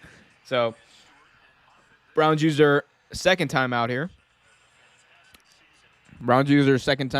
With 59 seconds as the Raiders are going to kick a field goal here on 4th down. Mullins getting coached up here by his offensive coordinator, his quarterback coach, I assume.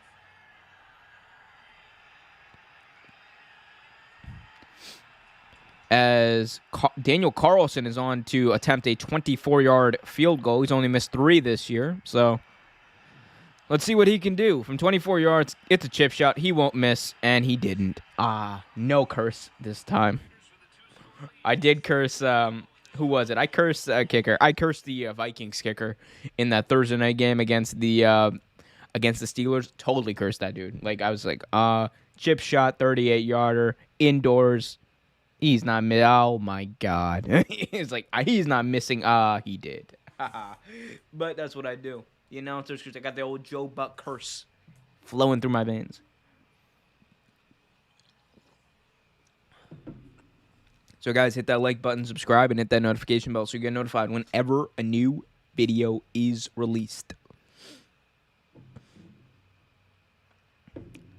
But yeah. Now, again, the question is, like, I didn't really question the Raiders and what they were doing before. Like, they're up 10-0 now, so they were able to get points on the board on at least half of their drives. The Browns have not even been able to get a first down in half their drives. So they've had 1 first down this whole game. They got to do something. They have to get 3 points on the board to just get some semblance of confidence, or even like get the ball past the 50-yard line. Like, get a first down. Actually, let that be the goal. You got 1 timeout, right around like 55 seconds left with the ball. Let's get the ball in a position where you might score, maybe? I don't know. I don't know what the goal is. I'm not their coach. I'm not even rooting for them. I do like Nick Mullins, though, you know, but again, I'm the anti-Browns fan today. This is not an impartial stream. I want it to be, let me be clear. This is not an impartial stream. I don't even know who I was going with. That Obama or Bernie? I don't even know. But no. This is like, I'm a Ravens fan. This is 100% a pro-Ravens stream, which means this is officially, at least for this game, until 8 p.m. or whenever the hell this game ends, this is a pro-Raiders stream. All right? This is a pro-Raiders stream. Because if the Browns win, then they take full possession of the AFC North. Can't have that happen. I need the Browns to lose so that when we play the Bengals next week, we beat the Bengals, and then we win out, finish 11-6, right? 11-6, win the AFC North, still Kings in the North, and then we win the Super Bowl. Don't want to hear any hate. Don't want to hear any logic. Don't want to hear any semblance of just football fact. Ravens win the Super Bowl. Winning out. Can't hear you. But let's see what happens. Let's see if the Browns have to lose here, but let's see if they can get anything going here on offense. Down 10-0 here with 56 seconds remaining in the first half. 1 timeout still. Have not been able to get a first down since their inaugural drive of the season, the game, I should say. As the wind kind of blew the T-ball off, or the K-ball, I should say. T-ball. I played T-ball. But the wind blew the K-ball off the holder right there. So let's see if they can finally get this kick off. Carlson is running, boots it away, and it's going to be a touchback. So Mullins is going to get the ball at the 25-yard line to start. And right on cue, NFL Network is going through every single Browns starting quarterback there's been. Just showing that enormous list of Browns starting quarterbacks. 32 starting quarterbacks since 1999. My God, one for every team in the league. You love to see it, don't you? Also love to see y'all hit that like button, subscribe, hit that notification bell. Browns have 56 seconds to show life. Mullins in the gun here. Still one timeout. Takes the snap. He will fire, and it's going to be incomplete. Bounces up in the air. Peoples-Jones not able to haul it in again. Dangerous play there. Almost an interception as that ball bounced up in the air off of Peoples-Jones. Let's see. Maybe it was deflected. Back shoulder, and I think, the cornerback, I should say, just got his hand in position to bat it away. Good play by him. So it's going to set up 2nd and 10. 51 seconds remaining. One timeout. Mullins takes the snap. Mullins, pocket collapsing, able to get it off and away to Johnson for a pickup of about 4. Johnson gets out of bounds with 46 seconds remaining in the half.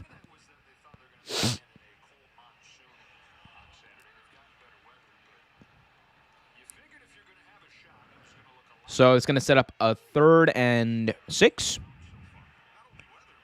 Yep, 3rd and 6. You got to get in 6 yards. If you can't gain 6 yards, I don't know what the outlook of this game is going to be for the remainder. You got 46 seconds, one timeout. You got to get it. 3rd and 6 at the 29-yard line. In the gun, Mullins takes a snap. Will fire complete for a first down to Felton.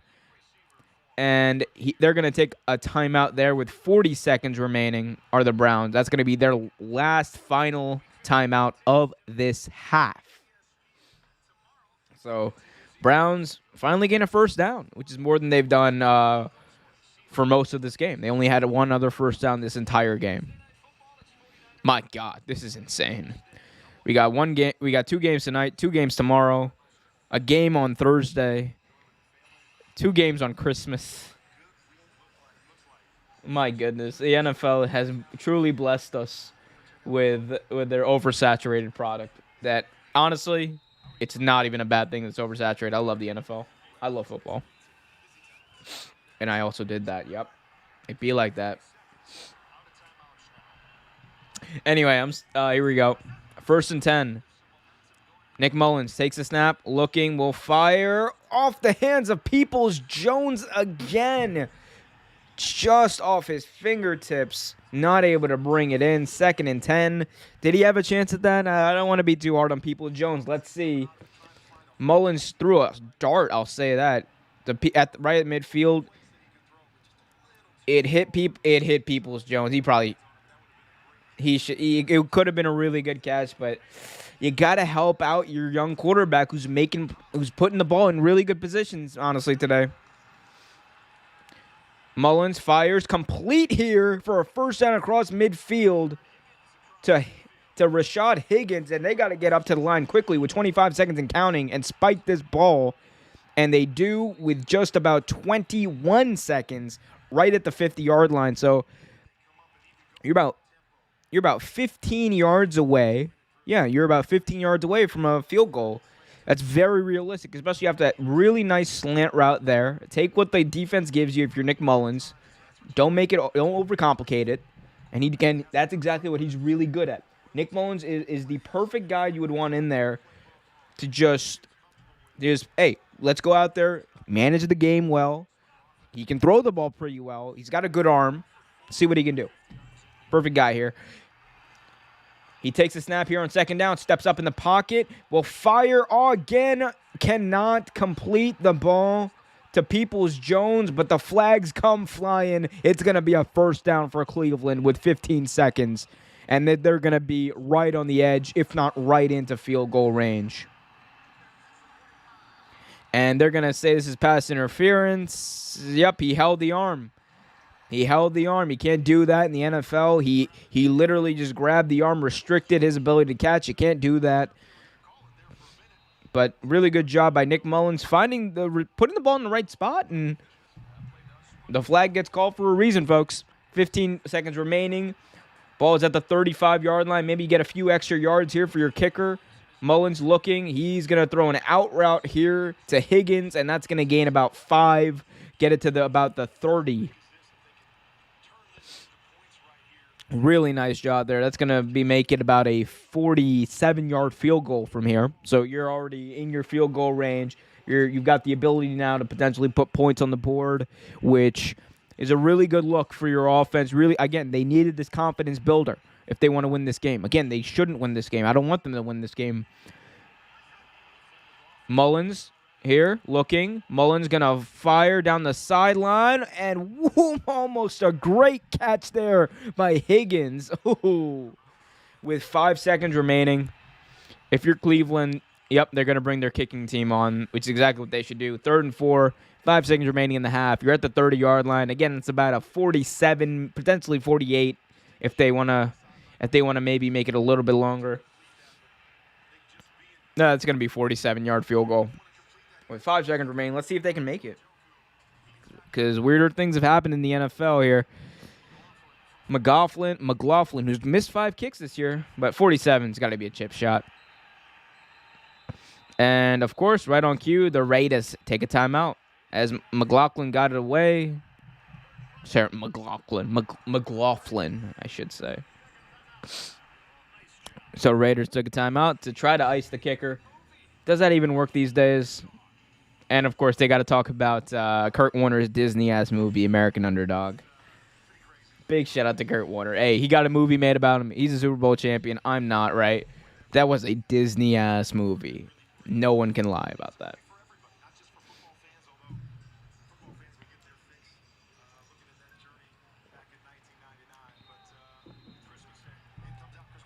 I love that movie comes out Christmas Day. That just, like, encapsulates the Disney-ness of this hanky-panky ass movie. Big shout out to Kurt Warner, though. I'm glad.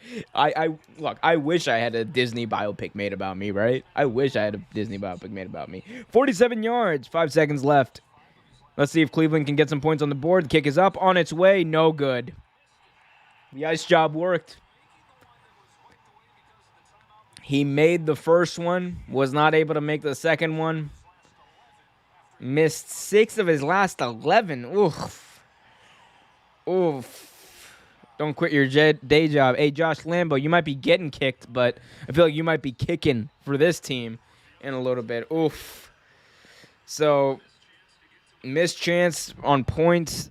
The Browns were not able to take advantage there of that situation. They were not able to put points on there, but if you want to take something away, your offense looked like they were driving there. They looked like they were able to get some synchronization going. They looked like they were able to get something going there. So all hope is not lost, Browns fans. However, Browns are going to lose this game because the Ravens have to win the AFC North.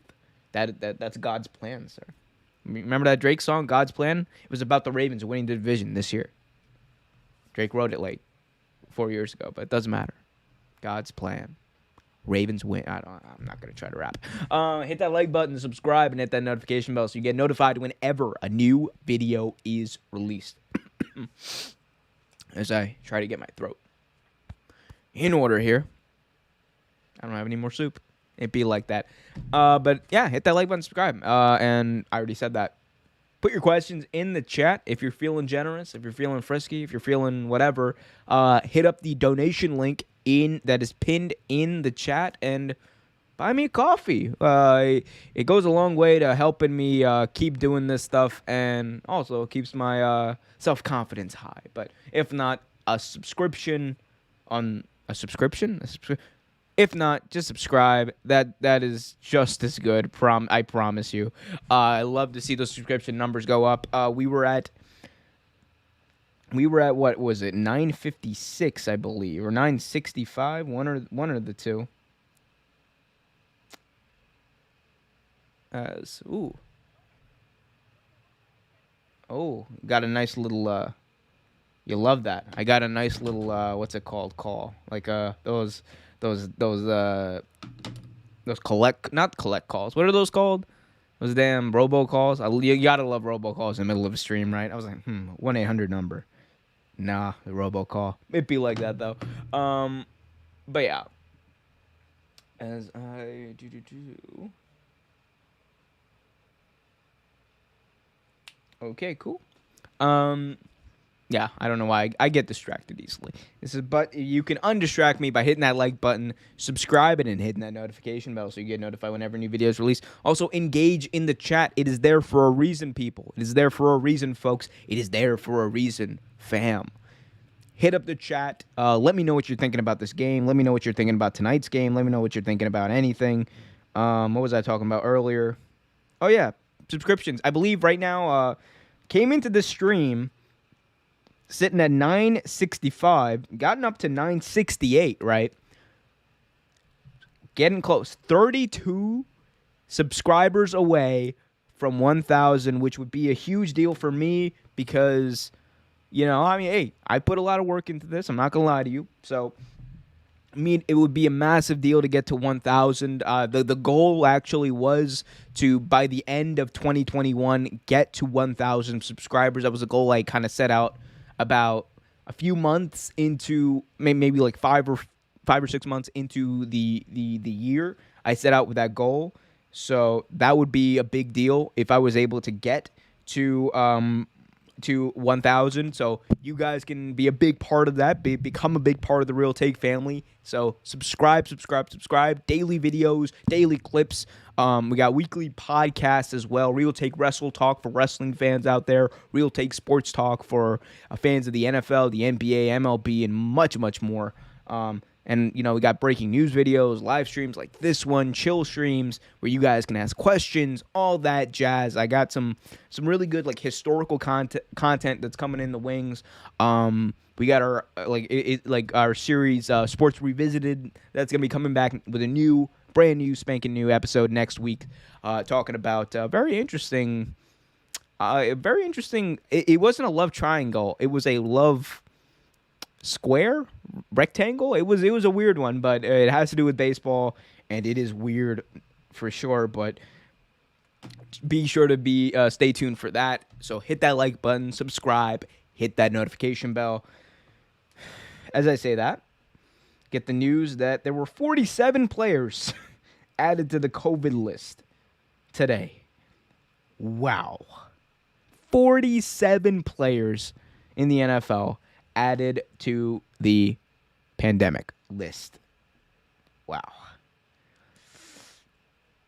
Really hate to see that. I don't know. Look, like the rates are going up. Like, we know this around the country. The rates are going up all throughout the country. It's just, that's just the way it is right now. Or you know that song? That's just the way, that Tupac song. That's just the way it is. Like, that's just the way it is sometimes. Like, everyone got to be healthy, be happy, take care of yourselves. I strongly urge everyone to do whatever you can to take care of yourselves and make sure that you're prepped to properly deal with the illness and everything. But man, this has been a huge deal for the NFL and the NBA as well. The NFL's already had to postpone multiple games. I think the NBA, they actually had to postpone a Cleveland game. I'm a Cavs fan, for those who don't know. They had to postpone a Cleveland game, which, big deal, honestly. Big deal for them.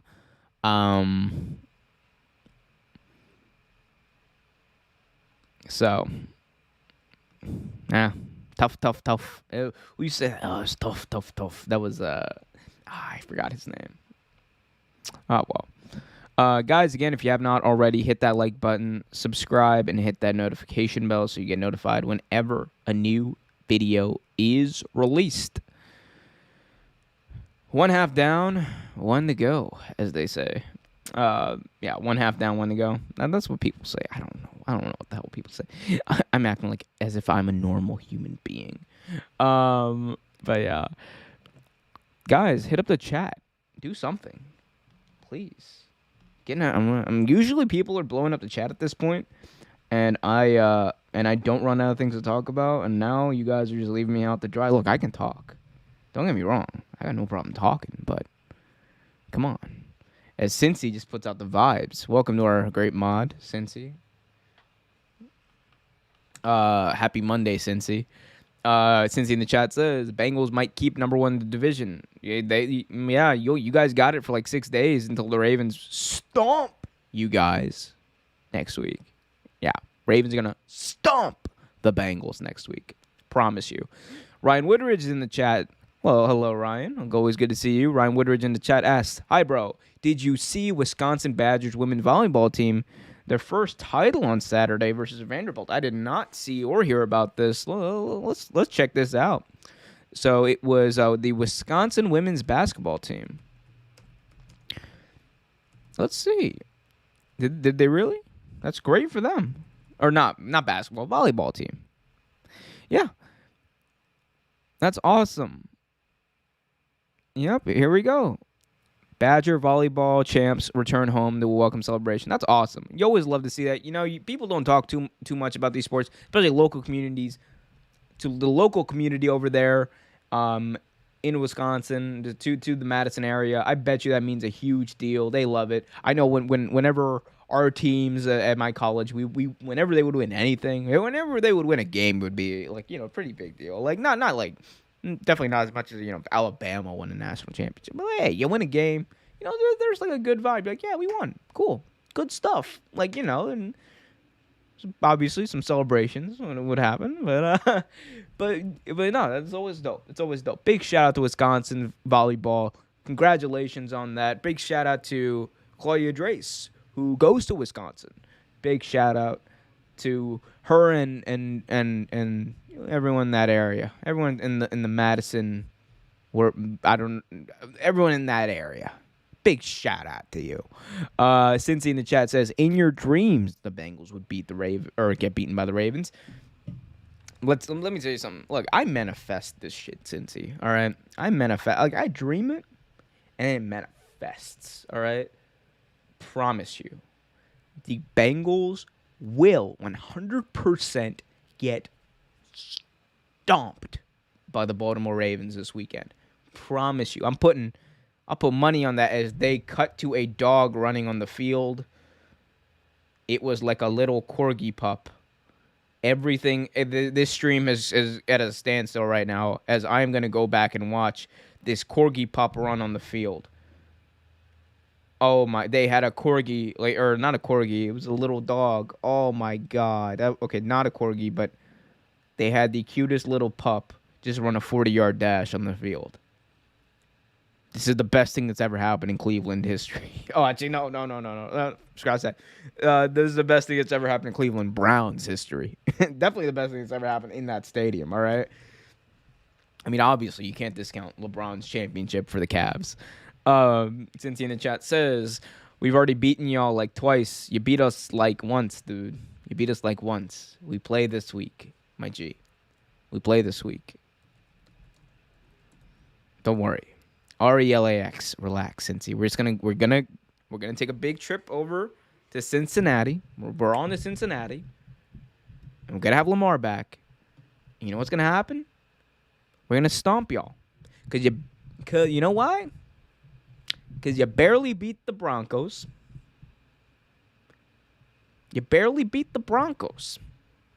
I don't trust y'all.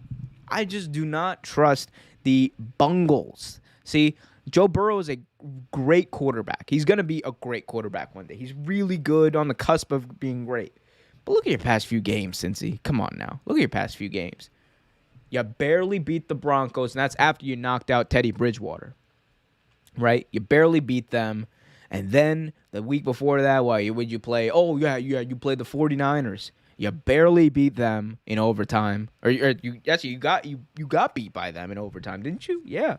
You got beat by them in overtime. Then a week before, you got absolutely dog stomped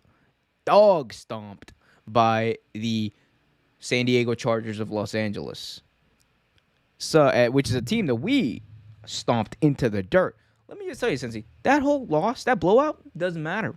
You know why? So we're going to come into Cincinnati, we're going to beat you in your stadium, and we're going to grab the AFC North by the something. We're going to grab the AFC North, sir. We're going to grab the AFC North. We're not going to let go of it for the rest of the year, and we're just going to win, baby. Ravens finishing the season 11-6, winning out, and then winning not 1, not 2, not 3, but 4 more games to win the Super Bowl. Ravens win the Super Bowl, baby. Bet on it. Bet on it. Put money on it, people. I'm telling you. Cincy says you better stream it. You know what, Cincy? I might. You know why? Because I'm that confident. But you know what else? It's my decision, Cincy. I'll do what I want. You ever seen South Park? Eric Cartman? Whatever. I do what I want. Cincy in the chat says Lamar is done. Ravens are done. Cincy, you know what, sir? You know what, sir? You know what, sir?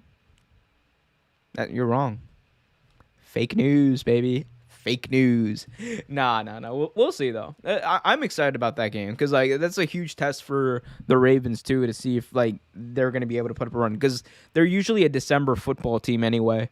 And look, we obviously have not helped ourselves. We have not finished games. We have not, we go for 2 and then we don't make it, although I don't hate the calls of going for 2. I have questions about the play call, especially in that previous game against the Packers, but I have confidence we're going to stomp the Bengals. We're going to stomp the Bengals. I have full confidence here. I also have full confidence that the Cleveland Browns are cursed and they're never going to win a meaningful football game ever again, as they are down 10-0, about to kick off to start off the second half of this game, and they do here. And this is going to be a touchback. The Las Vegas Raiders are going to start with the ball at the 25-yard line. Again, Las Vegas up 10-0. Browns missed a field goal at the end of the half that would have made it a 1-score game. We're not able to make that. Tough.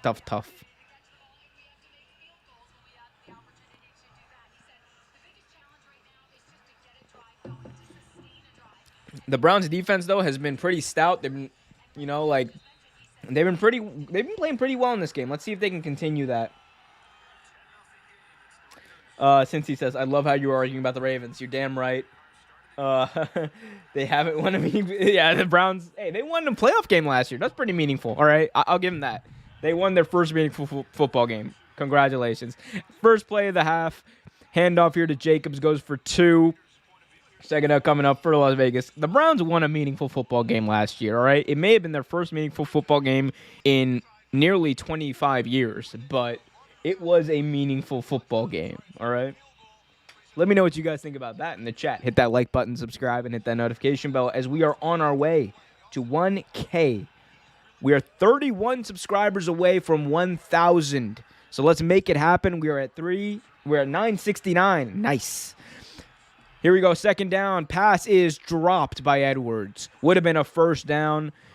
Carr found Edwards. It went right off his I don't know, the elbow, the forearm, where the forearm meets the bicep. That place in his arm. That's where it went off. 3rd and 7 coming up here. The Browns defense has been pretty good on 3rd down today. See if they can continue this. Carr trying to get the ball in his hands. He's in the gun, takes the snap. Carr looking. Big throw here, and it's dropped by Deshaun Jackson. No bones about it. Deshaun Jackson was wide open, and it was right there for him, and he couldn't hang on to it, and he even gestures, my bad. It be like that sometimes, Deshaun. He knows it. Just got to keep moving. Got to keep on rolling, baby, on some Undertaker shit, isn't it? Hit that like button, subscribe, hit that notification bell. I will not let you guys forget about that. We are at 969. Nice. Let's get 31 more subscribers to go to 1,000 before the new year ends. Punt is away, and the punter gets hit on the end of that. Let's see, was that incidental? Were they going to call a penalty? No, they're not. Punter got hit on the end of that, so I guess they're going to call that incidental as he didn't hit the plant leg, so that's a good sign for for the Browns, I guess. So the Browns, after not really a good punt, going to start the ball at about the 35-yard line, I believe. Good job there by that Browns defense, Myles Garrett and company, of just holding stout, holding tall, standing tall, I should say. Holding the Raiders to 3 plays. First down here, Mullins, hands off. Chubb, loss of 2. Stuffed, like crust on Pizza Hut pizza.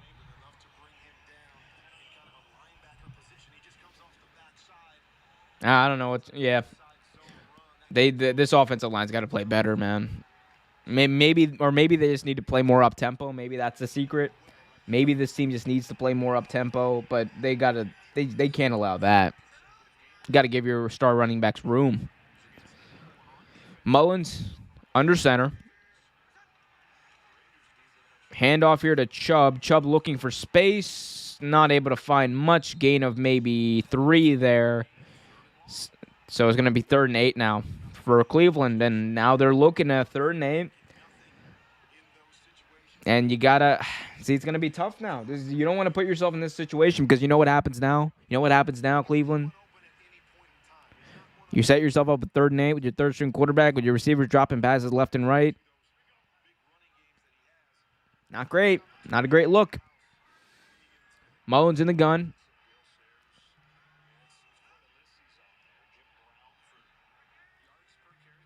Takes a snap. Gets rushed, but he gets it away. Peoples-Jones finally grabs it, but it is short of the marker, about 2 or 3 yards short of the marker. 4th down and a punt coming up for Cleveland. Not the way they needed to start this second half. They needed to show some life. They really didn't do much of that. And this offensive line just, oh my God. Mullins got decked on the end of that.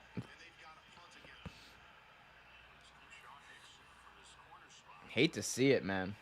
Actually, no, I don't. I love to see it. I want the Browns to lose, but as a fan of the game, you hate to see it. The punt by Colquitt is away, and it's gonna take a nice Cleveland bounce to about the 24-yard line. So Raiders, just like that, the Raiders have the ball back. Yo, I am all about this 5 p.m. I am all about 5 p.m. football, by the way. I want it to be known. I am all about this 5 p.m. football.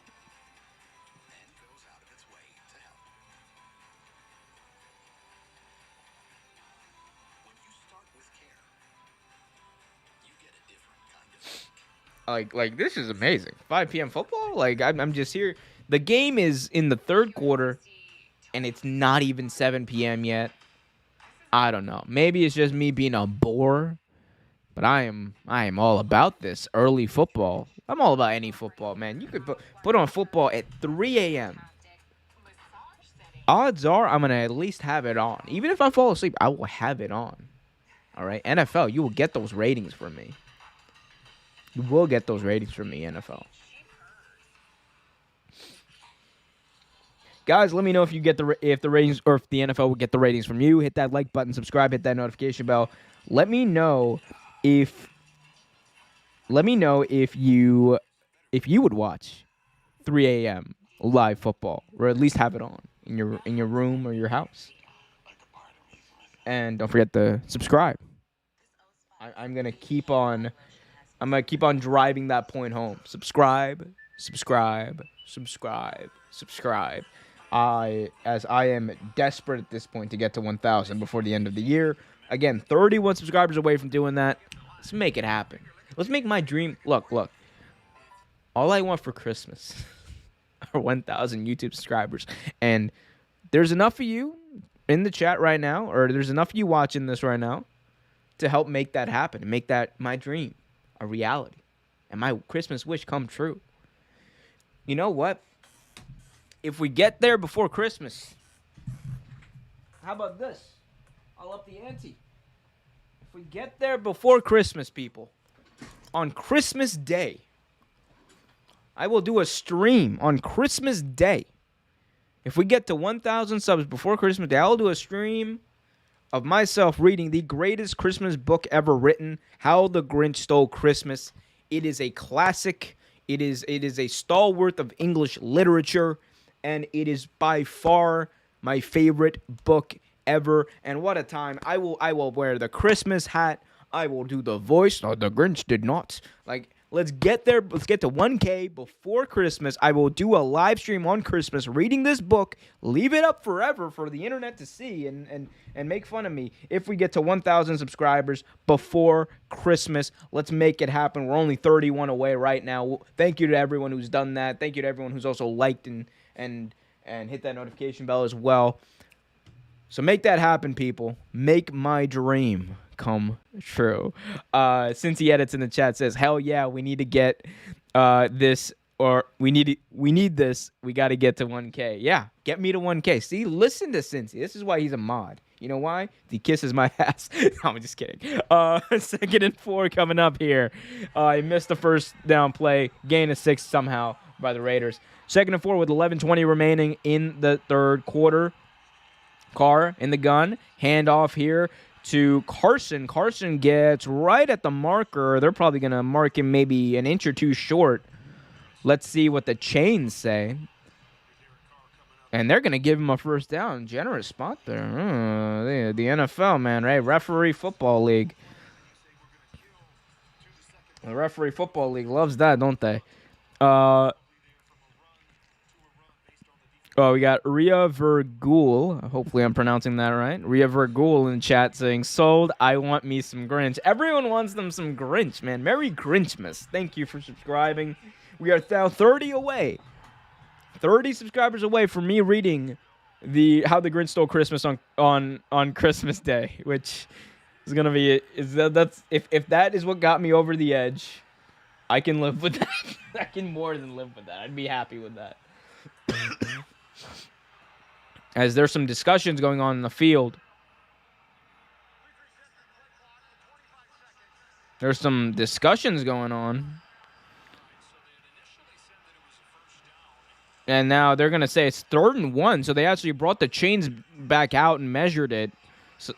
And they're going to say it's 3rd and 1. As I thought it was short anyway. That's what I was saying. I was like, oh, is that a first down? That's why I was very skeptical about that call. So go down the rest and make it the right call, which is whatever I say.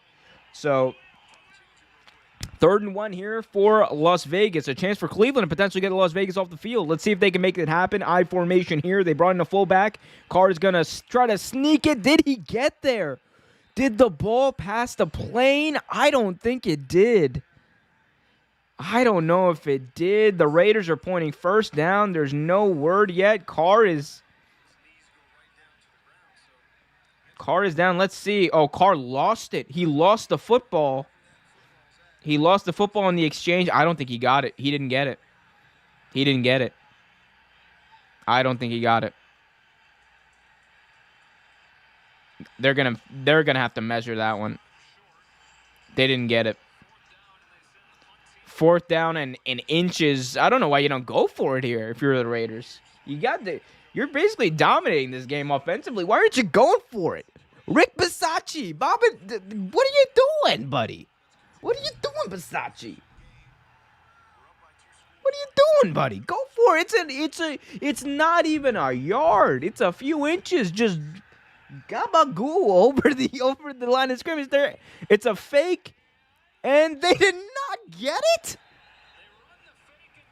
They ran the fake. I think they might have given him forward progress. The forward progress off the fake actually got him the first down. Let's see from the different angle. Yep, direct snap to the gunner. Ooh, no. Did he get it? Oh, I don't know about that, man. He might have gotten it. I think he got it off that second push. He might have got it. But still, conjoined Twins close. Doesn't matter now. First down, Las Vegas. Fresh set of downs. Handoff. Gain of about a yard. 2nd and 9 coming up. Since he says, Omer Ball. Wouldn't that be something? Wouldn't that be? If Omer Ball is me reading, that's probably closest to a sport that I'm going to call Umar Ball. But hey, man, I led Overlook Elementary's 4th grade reading list, sir. I'll have you know. I was the fastest reader in 4th grade, so we're out here. 10-0. Oakland on 2nd down. Carr drops back, dinks it off to Jacobs. Jacobs is going to find a hole and go for a 1st down across midfield. A little bit slow to get up, but Jacobs gets up. He's going to run to the sideline. Derek Carr was trying to look deep, but he instead just went, I'm just gonna take the 1st down. Take what the defense gives you sometimes. Quarterback, it's that easy. Take what the defense gives you sometimes. 1st and 10. 7:31 remaining and counting here. The Raiders on the Brown side of the field now, officially at the 47. Carr drops back, 7-step drop. Carr is gonna be sacked. He's brought down by a slew of Browns defenders, and there's a late hit by the Raiders. And the Browns have the ball. Wait a minute. So that's why it was a late hit. The Browns actually had the ball. They stripped Carr of the ball, and the Raiders were trying to tackle him. Now I get that. That makes a lot of sense. I was like, why did he come over from the other side of the field and just tackle that dude after play's dead? Carr lost the ball. Yep, he clearly lost the ball, and the Browns get it back at midfield. Great play by the Cleveland Browns there. Great play by the Cleveland Browns there. A heads-up play by this defense, which has been playing immensely well. Great job by them. It's a play that this offense really needs. Maybe this is what ignites this team to actually get some damn points on the scoreboard. So let's see if the Browns can do that. Hopefully it's not, man. I actually don't want the Browns to win because I, again, am a Ravens fan. But I also love good football. I'm conflicted. Hit that like button, subscribe, and hit that notification bell to make me less conflicted about doing this stream. And again, as Rivar Ghul, again, I'm definitely mispronouncing that, but I'm sorry. As Rivar Ghul in the chat says, 25 other people watching. If you're not subscribed, just do it. Don't ruin Christmas for me. Damn right. Don't ruin Christmas for him. You know why? You know why you don't want to ruin Christmas for Ghul over here? You know why you don't want to ruin Christmas for Ghul? Because if we are at 970 subscribers right now.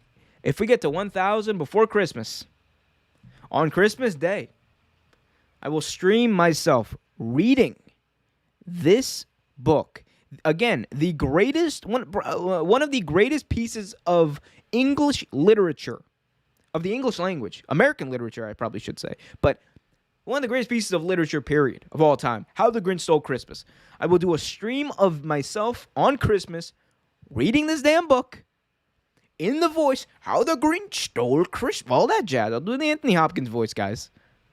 I will do that all just for you if we are able to get to 1,000 subscribers before Christmas. That is my Christmas wish. And the lengths I am willing to go. I am willing to read this damn book. This great book, I should say. It's actually one of my favorite books. I'm not even gonna lie to you. Dude, I don't even really celebrate. I didn't grow up celebrating Christmas, and I still love this book. So that's always just something about that book. So please hit that like button, subscribe, hit that notification bell. Remember to subscribe. We are 30 subscribers away from hitting that 1,000 goal mark, that 1,000 mark goal, whatever the terminology is. So please, you could go a long way in doing that. I know there's 27 people here. I'm sure a lot of you are subscribed, but I'm also sure a lot of you are not. So please consider hitting that subscribe button to making my Christmas wish come true. You don't want to get in the way of someone in their Christmas wish. Come on now. 1st and 10 here for Cleveland. Great starting field position. Screen here to Njoku. And Njoku's going to take it for a 1st down across the 35. Njoku asserting his dominance as there was some pushing and shoving here late in the play.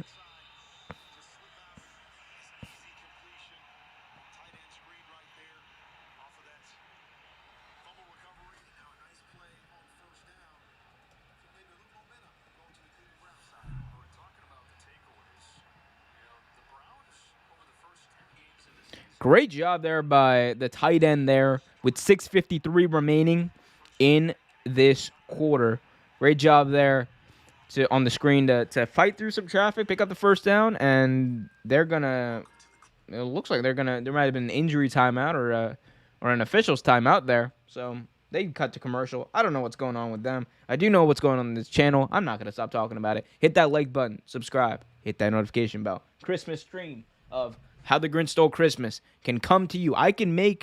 If you make my Christmas wish come true, I promise you, I will make yours come true. So hit that like button, subscribe, and hit that notification bell. 30 subscribers. 30 damn subscribers. Let's just do it. Get it over with. Please, please, please. But yeah.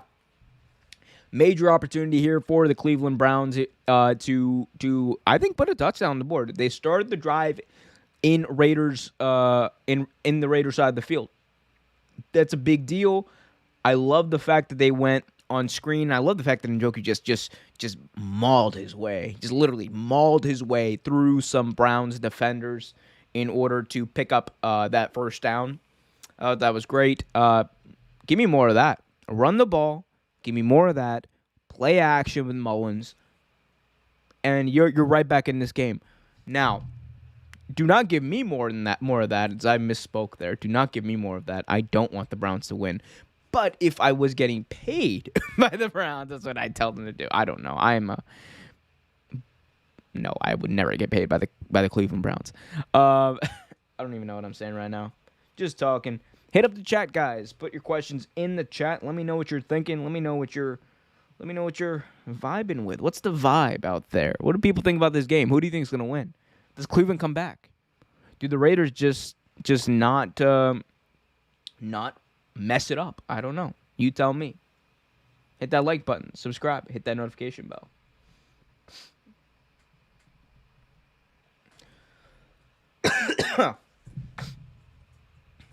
We're seeing the Tom Brady commercial. Tom Brady's driving an electric car? Tom Brady's driving a Tesla. That makes sense. Again, I don't understand why exactly they took that time out, but maybe they'll explain it. Oh, Derek Carr was limping off the field. That's interesting. So that's a bit of an update. We'll see what happens on the next play of the game as Myles Garrett is getting hyped up on the sideline. Browns here, 1st and 10 at the 35-yard line, 34-yard line, I should say, driving in the Raiders side of the field. Here we go. Hand off to Chubb, makes a man miss, and he's going to gain about 3 yards. He made a man miss and was able to turn a play that could have gone for a negative yardage into a positive gain.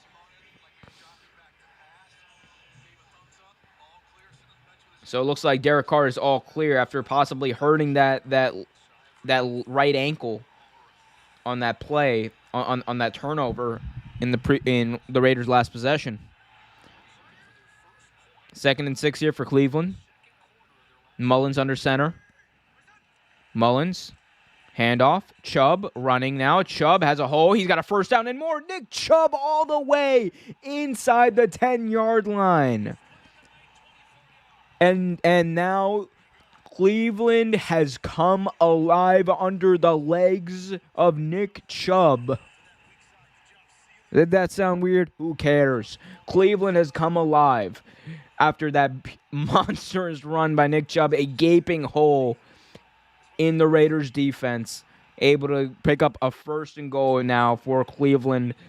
Who would have thought it after the way their offense played over the last few possessions? 1st and goal here at the 6-yard line. I formation here for Cleveland. Hand off to Chubb. Chubb looking for space. Maybe gets a yard or two. 2nd and goal coming up now, with 5:13 remaining in this game. In this quarter, I should say. Not this game. This quarter. Guys, again, if you have not already, hit that like button, subscribe, and hit that notification bell so you get notified whenever a new video is released. Let's get to 1K. We're 30 subscribers away from 1K. Let's get to that before Christmas. Make my Christmas wish come true. Let's see if the Browns can make their Christmas win come through and get a win here. 2nd and goal here. Play action by Mullins. Mullins, with pressure in his face, throws to the back of the end zone. What a grab by Njoku. Oh, my God. Njoku grabbed it with a defender in front of him. Grabbed the ball around the defender in the back of the end zone. That was power. Did he get both feet in bounds though? Let's see. One. Ooh. Is that second toe? That's a great catch by Njoku. That's a great catch by Njoku, but did he get that second foot down? One? No. Oh, did he get it? I don't know. That was bang, bang. I need to get one more angle on that. What a grab, though. That cannot be understated. He literally grabbed it through a defender. They called it a touchdown on the field, so there would need to be irrefutable evidence to overturn it. Let's see. One. It's out of... yep. No, incomplete. That second foot was out of bounds, and... yep, they reversed it. That second foot was out of bounds. They reversed it. So 3rd and goal coming up. But what a grab by Njoku. Oh, my God. I don't care what anyone says. That needs to be on SportsCenter top 10 plays. That was an amazing grab. All right, that was just an amazing grab. He literally grabbed it with the defender. Like, he grabbed it. He bear hugged the defender and caught the ball. What a play. 3rd and goal at the 4-yard line. Mullins, handoff. Chubb to the left. And he's got a touchdown. Browns score anyway with 4:33 remaining in this quarter. Nick Chubb for 4 yards. And just like that, the Browns are an extra point and a field goal away from tying this game. Really good job there by Cleveland, battling through the adversity there. Again, playing without their starting quarterback, playing without their second-string quarterback, playing with Nick Mullins. Let's see if their kicker can redeem himself. McLaughlin missed a field goal. He's missed a few in the past few games. He drills this 33-yard extra point right down the middle. 10-7 here from Cleveland with 4:33 remaining in this 3rd quarter. And just like that, we got a live one. We got a real game on our hands, people.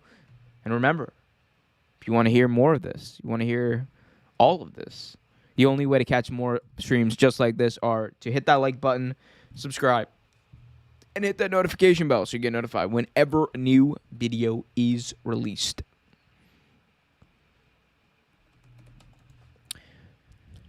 What a time to be alive, people. What a time to be alive. Oh my God! I'm sorry. I just read a comment on one of my other videos, and it was really funny. Claybuster123 says, "Sup, Claybuster123. Love to see it, guys. Again, if you have not already, hit that like button, subscribe, and hit that notification bell. 30 subscribers away from 1K. I'm gonna keep driving that point home until it's done. But yeah, love to see it. Let me know what you guys think about this game. Let me know what you guys think about anything. Honestly, I'm here to talk about it all. Let's talk about it. Let's talk about the NFL. What's going on in everything. All right, cool. Let's see. I don't know. I'm on Twitter now, trolling for news. Oh yeah, well there was that whole 47 players in the NFL are now on the COVID list, which is crazy. Because people thought this week was already messed up with all the postponements and everything. It's only gonna get worse. It's only gonna spread and get worse, And I don't know, what do you want players to do? What do you want people to do? What do you want the NFL to do? It's just a shitty situation. Like people are it's just.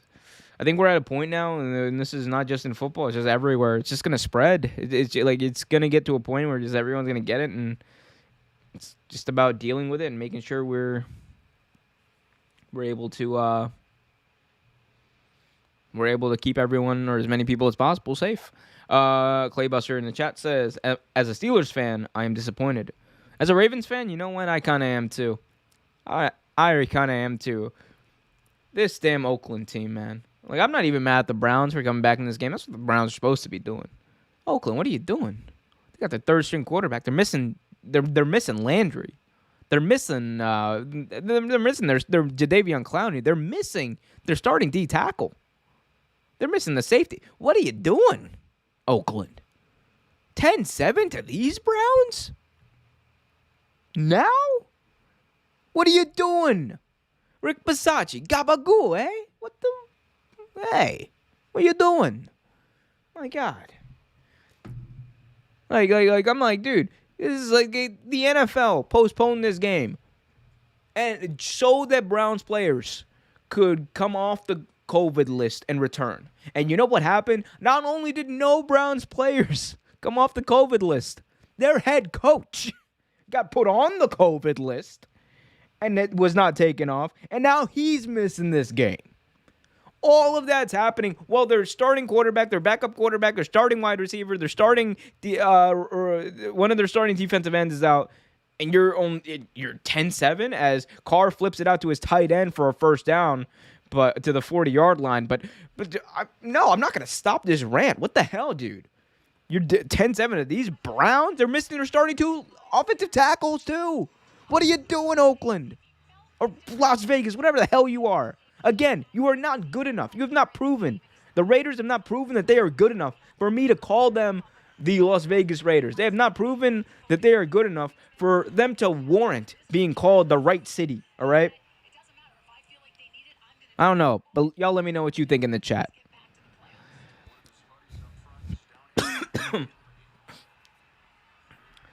First and 10 here. As Myles Garrett gets a little attention, he waves him off. He's good. Myles Garrett's good, man. That's a freak of nature right there, Myles Garrett. This man is just like he's just a big dude. It's rare you get someone that just massive, that fast and agile. Like, he's so agile for a defensive lineman, or especially a defensive rusher. Like, just the way his I think I forgot who it was. It was like some offensive tackle was talking about, like, actually I think it was under the Ravens starting left tackle on Alejandro Villanueva. He was talking about how Myles Garrett like bends his ankles like more than any pass rusher he's ever seen, and it's just insane that someone that big has like that type of mobility in his lower legs. Crazy. Gould in the chat says, what are your thoughts on the Packers? Are they actually good or just getting lucky? They're actually good. You know why? Because they have Aaron Rodgers, and Aaron Rodgers is actually good. They have Devontae Adams, and Devontae Adams is actually pretty good. They have Aaron Jones, who's also actually pretty good. So they got a lot of really good pieces there. As there's a Browns player who's about to be carted off the field, not able to put any pressure on their left ankle. Hate to see that. Thomas Hanley in the chat says, weirdo, right back at you. That was, I believe, one of their linebackers. So one of their linebackers is out now. You hate to see that. But no, like the Packers, I think, are a good team. And they're playing pretty good defense. Like, they're top 10 in defense in every category. It's a top 10 defense. It's the best defense, one of the best defenses Aaron Rodgers has had in his entire time in Cleveland, in Green Bay. So I mean, they're a contender. They're up there. Claybuster in the chat says, I thought we might have a chance to win the division, but of course we play the Chiefs. Yeah, I don't know, man. Steelers. Look, you're officially part of the we didn't beat the Lions club this year, so I don't know what to tell you. Although, I mean, you also got Kyler Murray and the Cardinals in that class too. But oof, I don't know, man. The Chiefs are a hard team right now. They're 10-4 and only getting better. I knew they would have like a little bit of a slide in the middle of the season, but I trusted they were going to get back on track. Anyway, here on first down, it's like about a run of 6 yards here. 6-yard run by Jacobs. 2nd and 4 coming up.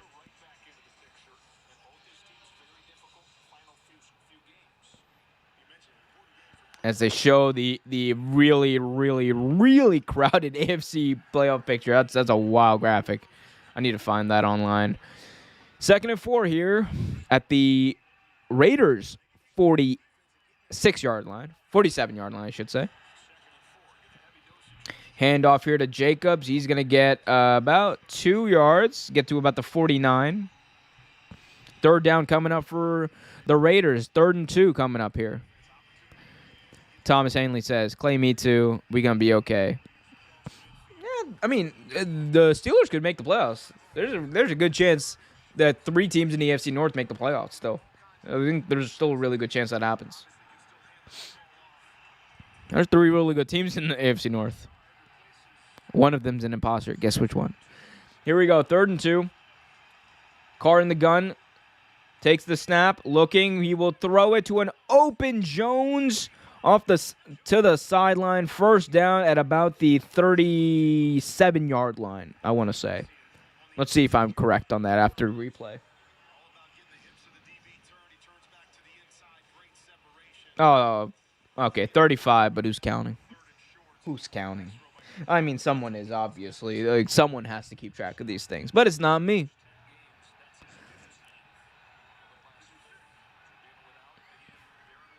Here we go. 1st and 10 here.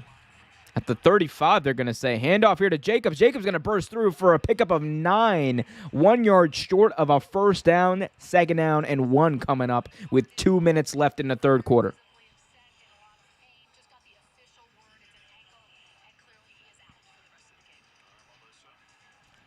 So the Browns lost one of their linebackers. Hate to see it. He's out for the rest of the game after getting carted off a few plays ago. So hope for the best for him. 1:40 left in this quarter. 2nd and 1 coming up. I formation here for Las Vegas. Handoff. Jacobs looking for a hole. Finds one and a first down to go along with it. First down for Las Vegas at the 22-yard line now. And that's been working for Las Vegas. Just churning out these runs, churning out these first downs. That's what they do. On to Mark Henry, Shiznit. That's what they do. That's what I do. That's what I do. That's what Mark Henry does. That's what the Raiders are doing right now. But let's see if they can actually finish the drive. They have not been able to, I believe, since their 2nd possession of the game. They've not been able to punch it into the end zone. And they're staring down a Browns team that has some life, that has some momentum. Handoff here to Jacobs. Jacobs gets stuffed there. Maybe a pickup of 1. Maybe. 2nd and 9 coming up here with 35 seconds left. There's about a 3-second difference between the play clock and the game clock. So they're going to be forced to run a play here before the 3rd quarter ends. 2nd and 9. Carr in the gun. He changes the play at the line. Changes it again. They look a little discombobulated, and Carr's asking for the snap. It's at 0, and they're forced to burn a timeout. Wow. This happened in the first half, and it's going to happen. It happens again. Terrible spot. End of the 3rd quarter. They were not able to get the ball snapped there. Carr was begging. He was begging his center to snap the ball. But I think he audibled one too many times. I don't know what was going on. 3 seconds left in the 3rd quarter, and they're forced to burn a timeout. Terrible clock management by somebody on the Raiders. Somebody obviously didn't manage that right. But I mean, look, we can blame the center all we want, but the quarterback, man, should have. You got to get the play off. He changed the play with 4 seconds remaining. Here we go. In the gun, Derek Carr with 10 seconds changes the play again. I love Derek Carr. Now 5 seconds to snap the ball. 4, 3, gets the snap off. Looking. Carr will fire inside the 5, and it is dropped by Zay Jones. 3rd down coming up on the other side of this break. My goodness. Drop there by Zay Jones. It was going to be a tough grab. there was a lot of traffic for him to fight through, but good attempt there at least. But third down for the Las Vegas Raiders, formerly of Oakland. I keep wanting to call them the Oakland Raiders. That's where they still belong. Thomas Hanley in the chat says, Roethlisberger can take us to the next level, but is he lazy? And I think it's accepted even amongst Steelers fans that Ben Roethlisberger is lazy. Like, I think it's pretty well accepted that he's pretty lazy. I think it's pretty much no, seriously. I'm pretty like all the Steelers fans I know, like they don't like Ben. It's so weird. Like, they just do not like Ben. They're just like, yeah, he's kind of a scumbag. He comes off as lazy. He's ineffective in the playoffs. At least recently he has been, and it's I get it. I hate Ben obviously for different reasons because, one, he's Steeler, but I also don't hate all Steelers. There's a lot of Steelers I respect. Troy Polamalu is like one of my favorite players. Even though he plays for Steelers, you know why? Because Troy Polamalu is a great player, and I respect the hell out of him. But Ben Roethlisberger, sketchy past, and just also doesn't look like a guy I would want to play with. I'm not gonna lie to you. Again, I've never played with him, but it is what it is. Also, he somehow frustrates the hell out of his fans, which is crazy to me. Not the fact that he frustrates the hell out of his fans, but like the amount of like Steelers fans and friends I have who are Steelers fans who are just like, yeah, dude, Ben's just like, they're counting down the days till Ben retires, but they're also like, no, we need someone who's not Mason Rudolph or Dewey Haskins waiting in the wings to be ready to take over. So, I don't know. Y'all let me know what you think. Hit that like button, subscribe, hit that notification bell. We are now 29 subscribers away from 1,000. We got 29 people currently viewing this. I'm sure there's a lot of you out there who have not subscribed already, who are just waiting to do that. And again, if we get there, if we get these 29 subscribers before Christmas, if we get to 1,000 before Christmas, boom, right there, you get to hear me read in the Grinch voice, in the Anthony Hopkins voice, how the Grinch stole Christmas on a live stream on Christmas. Boom, you're making everyone's dreams come true. 3rd and 9 here for Oakland. I almost said. Carr drops back. Pocket collapsing, rolls out right. He's still looking downfield. Carr forced to throw it away, incomplete. And with 14:51 in this fourth quarter, the Raiders are going to be forced to kick a field goal with Daniel Carlson. It's going to be about a 38-yarder? 38-yarder, I think, coming up here for Daniel Carlson.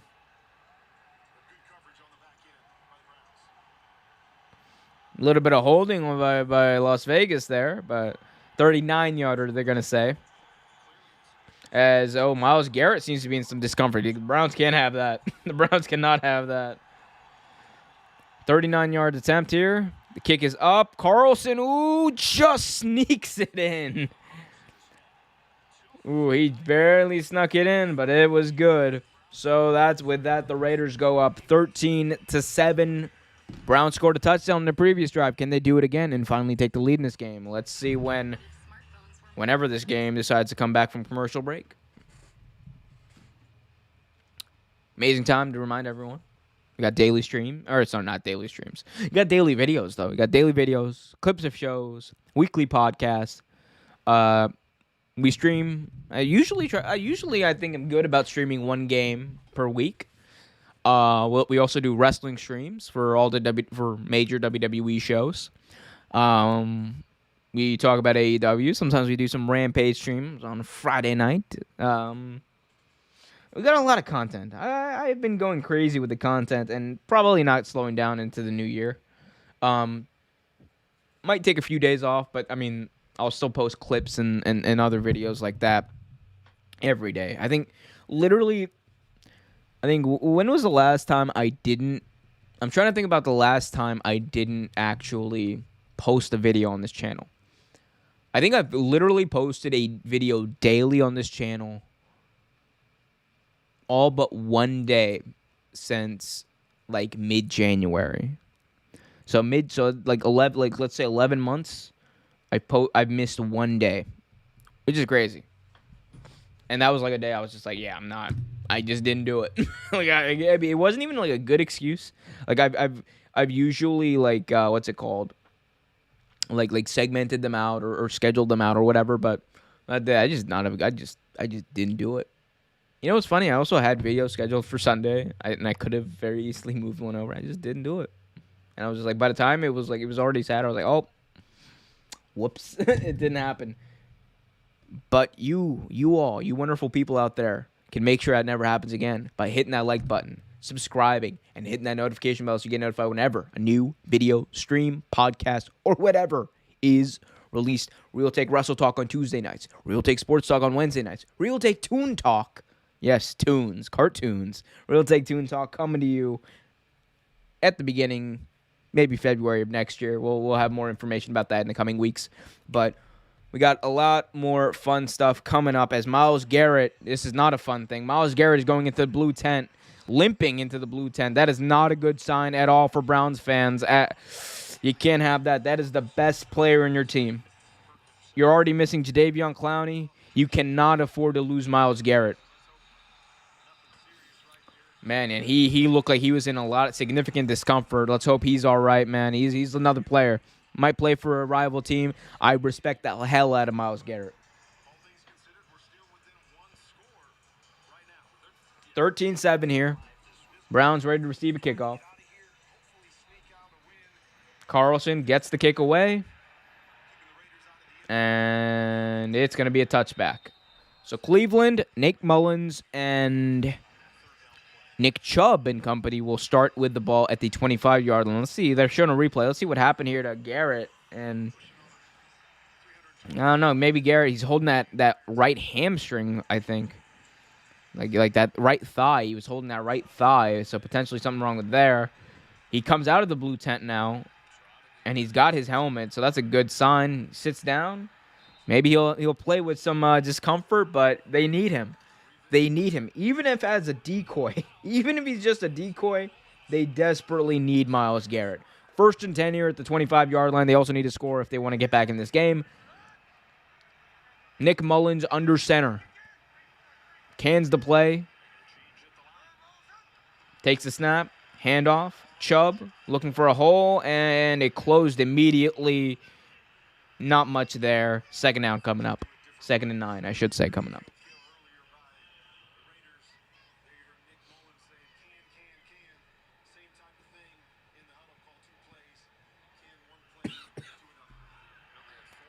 $14, 20 and counting.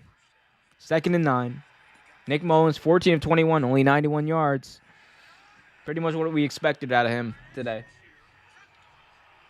Mullins drops back, fires, and it's incomplete off the hands of Felton. Felton has been a bit of a gadget player. They've used him as a wide receiver. You'll use him a little bit of running back, but he's a running back with usually reliable hands. But Mullins was just not able to connect with him there. Probably one he should have had there. Definitely one Felton should have had. Maybe a little high, but he was wide open. He should have had that one. Now 3rd and 9 coming up here. Mullins drops back. Mullins fires downfield, and it's incomplete. No flags. Incomplete. Double coverage. The Raiders had it read out immediately. 14:03 and another 3 and out for the Cleveland Browns. Brands. I love that. Brands. Big shout out to Pat McAfee. As my British friends would say. Pat McAfee. It's Pat McAfee, bro. It's America, baby. Use Pat McAfee. Guys, again, hit that like button, subscribe, hit that notification bell. 13-7. Browns, Dustin Colquitt on to punt. Colquitt gets it away. Ooh. And it's fumbled again by Renfro, but he's able to get right back on top of it. Hunter Renfro, that's the second punt that he has muffed in this football game. Hunter Renfrow, usually pretty reliable. I don't know what's going on with those hands today. I don't know. Wasn't on some Orochimaru shiznit. What happened to his hands, man? What happened to his hands? But he's able to fall on it.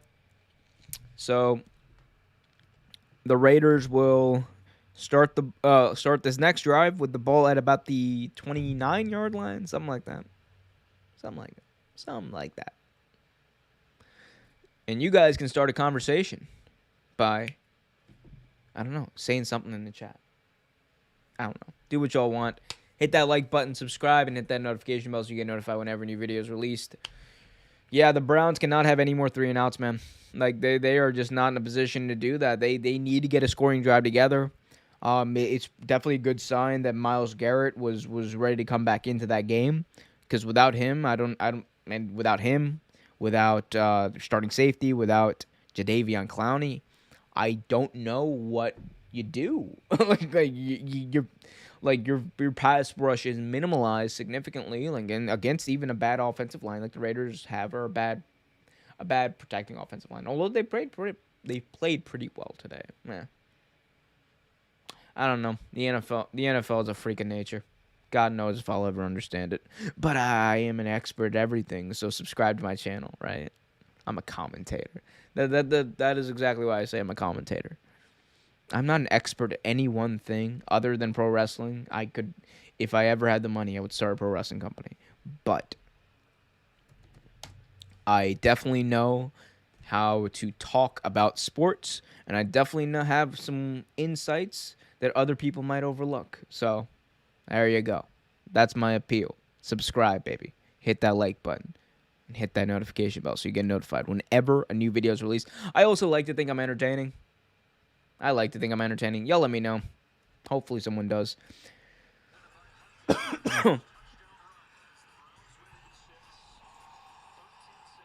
So Nick Chubb ran it in for the Browns earlier. They weren't able to do much here, as Nick Chubb, only 50 yards in this game so far. He has that one touchdown, but only 50 yards in this game, and didn't have much in that first half at all. But see if the Raiders, after struggling on that previous drive, or actually not struggling, really struggling to pick up the first down, I should say, after a few drops and miscommunications by Carr. I formation for them. Play action here. Carr steps up. He's going to fire deep for Zay Jones. Not able to locate the ball. Incomplete. It was a little too much on it, Derek. A little too much on it. Zay Jones was looking for that ball, and I think by the time he found it, he knew that he just didn't have a chance at it, because Carr kind of overshot it. If he hits it just a little more inside, he might have been able to do something. Gabe says, your mom. Nice. 2nd and 10 coming up here. Handoff here, and it is stuffed here. Barber's got nowhere to go. Brought down for a loss of 3. Jackson, Garrett, and company convening at this poor running back. And yep, they get the inside penetration, and it blew the play up right at the outset. And just like that, baby, we got a 3rd down here for the Raiders. 3rd and about 12, 3rd and 13, they're going to say officially. 3rd and 13 with 13 remaining in this fourth quarter, I should say. Carr in the gun. Takes the snap. Derek Carr looking downfield. Derek Carr fires. Complete to Zay Jones, a yard short of the first down marker. At the 40-yard line, he didn't get it. He did not get it. He's arguing with the ref, but he did not get it. Now the decision here for Rick Bisaccia and company. Do they go for it? And they're not. Derek Carr is going to come off the field. They already ran a fake punt. I don't see them running 2 fake punts, although weirder things have happened in the NFL. Who knows? They might end up doing that. But for the time being, they are going to punt it right back to the Cleveland Browns after going 3-and-out and put the ball right back in their hands on 4th down. As I think Bisaccia has a challenge flag out. I don't know if you want to use your second timeout here on a challenge that you're not going to win. And delay game. They called delay game. Basacci's not happy about it. I don't know why he's unhappy. He didn't throw his challenge flag. What do you think was going to happen? If you didn't throw a challenge flag, didn't call a timeout, and didn't punt the ball, the punt didn't go off, the clock hit triple zeros, that's a delay of game, my G. 4th and 6 now. Definitely a punting situation. And, Browns almost got to it, but he was able to get it away. Nice punt considering the fact. Fielded, fair caught at the 20-yard line. And that's where the Cleveland Browns... Love Pat McAfee, by the way. Stuck in my head now. That's where the Cleveland Browns are going to take this ball. Again, guys, if you haven't already, hit that like button. Smash that like button, as all the great YouTubers out there say. Smash that like button. Subscribe and hit that notification bell so you get notified whenever a new video is released. We are 29 subscribers away from 1,000. You could be a part of making my Christmas dream, my Christmas wish, my wish to Santa Claus come true by getting that. Let's help the channel out. Help us grow. 1st and 10 here at the 20-yard line. Handoff by Nick Mullins to Chubb is going to go for maybe a yard. 2nd down coming up for the Browns. Mullins trying to get everyone together for a damn huddle. He's just like, come on, boys. Let's huddle up. Let's do something here. We got to... Somebody do something. That's what he's trying to say.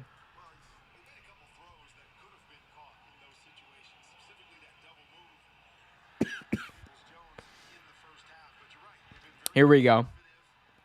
13 to 7. 11:32 remaining. 2nd and 9 here for Cleveland. Handoff. Chubb looking for a hole, and he's able to find a small one and gain a few yards. 3rd and 2 coming up here. 3rd and 3, I think they're going to mark him. They might have marked him a little short there. They might have marked him a little short of what he was at. It's not exactly a Gruden grinder type of play. Nope, no more John Gruden impersonations. I already got in trouble for that. 3rd and 3 coming up for the Browns. Cleveland's got to put a drive together, man. They got to put a drive together. You're down by a touchdown. You need to score a touchdown. You can't be thinking field goal right now. 5 wide. Mullins takes a snap. He will fire quickly for the tight end, and it is complete to Bryant. What a catch. There were multiple Raiders there trying to knock it out, trying to fight for it, but Mullins was able to complete the pass to Bryant for right at the 1st down marker. 1st down, Cleveland Browns.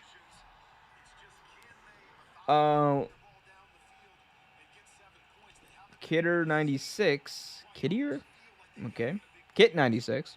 In the chat says, Melissa Stark of the NFL Network shares her initials with Marty Smith of the SEC Network. Love to see when the networks convene. 1st and 10 here. 10-12 to go and counting. Hand off to Chubb. Just keep on churning it with Chubb, and he's going to pick up 4 there for the Browns. 2nd and 6 coming up with 10 minutes and counting remaining in this football game. Raiders again down by 6. They've been able to put together one really good drive in this game, and they punched it in with Nick Chubb from 6 yards out. Can they do the same? Now 9:46 and counting. Mullins in the gun.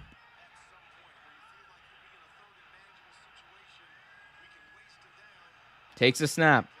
Handoff to Chubb. Delayed handoff to Chubb, I should say. And Chubb is going to get about 2 yards there. Sets up 3rd and 4. Little bit of extracurriculars there.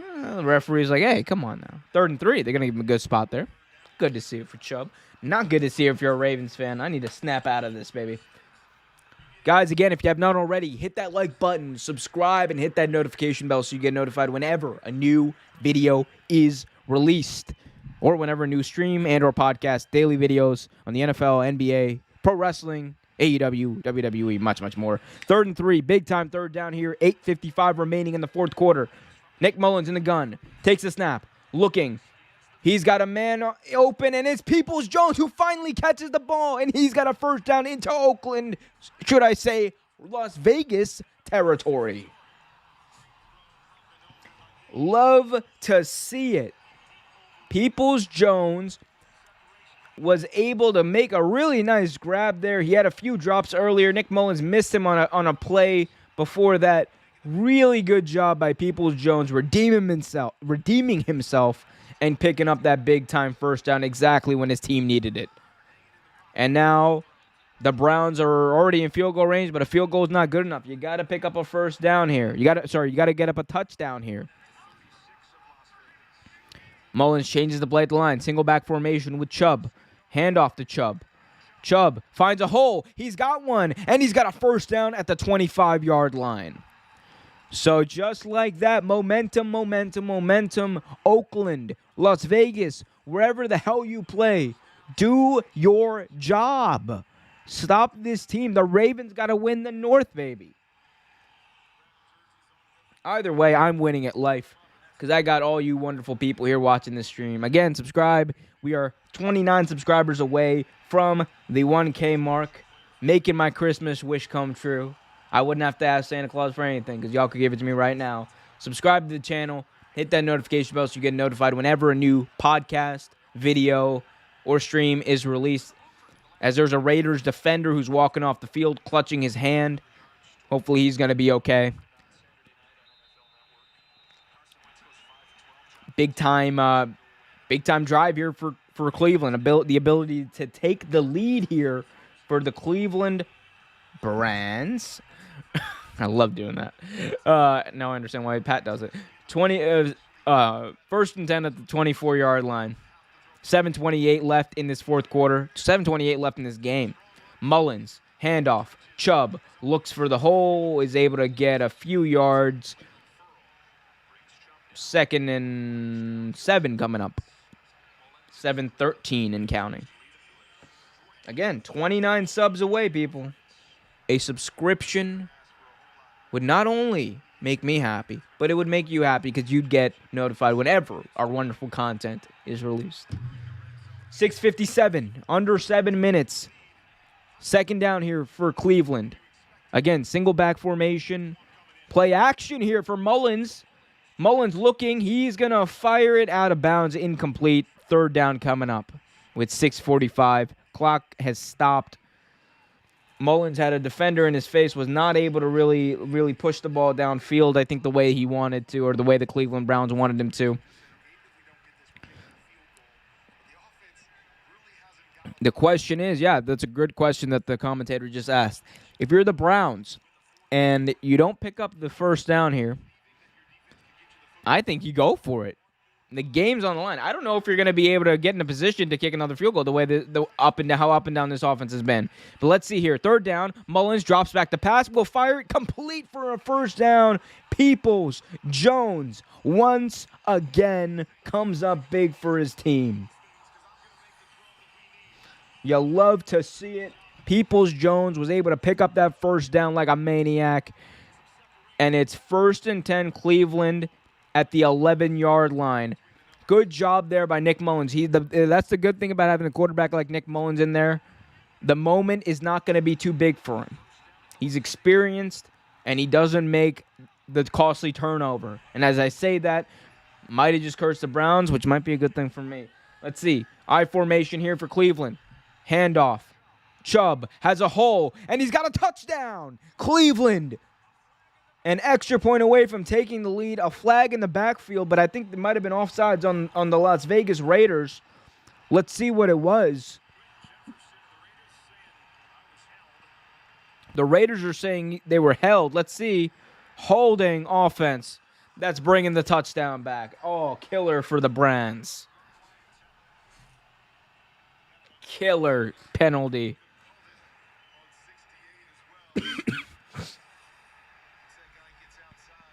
Man. The one time you couldn't have that penalty. Was that a hold? Yeah, you got pulled down. Can't do that, I guess. Tragic. If you're a Browns fan, if you're a Ravens fan, you're loving what you're seeing. You know why? Because the Ravens are one Browns loss away from controlling their destiny for the AFC North. Let's see. Here we go. A screen pass here on 1st and 20. Oh, my God. 1st and 20. Oof. Gains about 2 or 3 yards to Felton.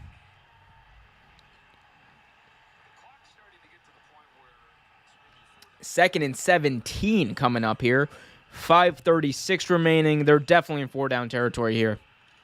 They are 100% in 4-down territory. You still got all 3 timeouts, I know, but I don't know. You're not going to have enough time the way this team is right now to get all the way downfield. Let's see. 2nd and 17. Handoff to Chubb. Chubb looking for a hole. Chubb, he's churning. And he's got a solid gain of 6, possibly 7 yards as a Raiders player lost the helmet there. He looks to be fine, though.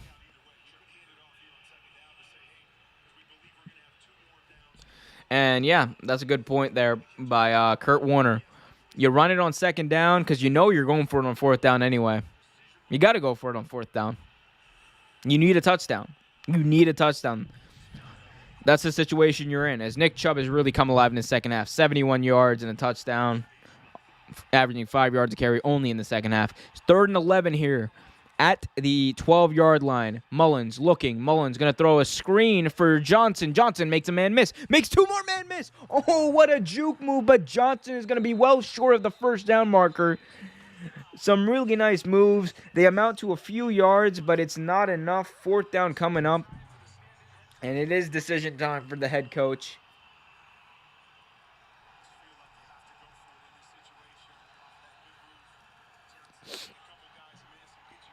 Fourth and 5. What do you do here? If you're Pfeiffer, interim head coach, they're going to go for it. It's the right decision to make. 4th and 5. You can't make 5 yards here. You probably don't deserve to win the game. 4 minutes and counting left. It's going to be hard for you guys to get back in this position anyway. Go for it here. Mullins takes the snap here on 4th down. Mullins looking. Mullins rolling. Mullins looking for room. Mullins now rolling out to his left. Fires into the end zone. Touchdown, Bryant. Flag comes flying. Flag comes flying as Bryant had a touchdown. Mullins found Bryant. And it was holding on the defense, so the touchdown will stand.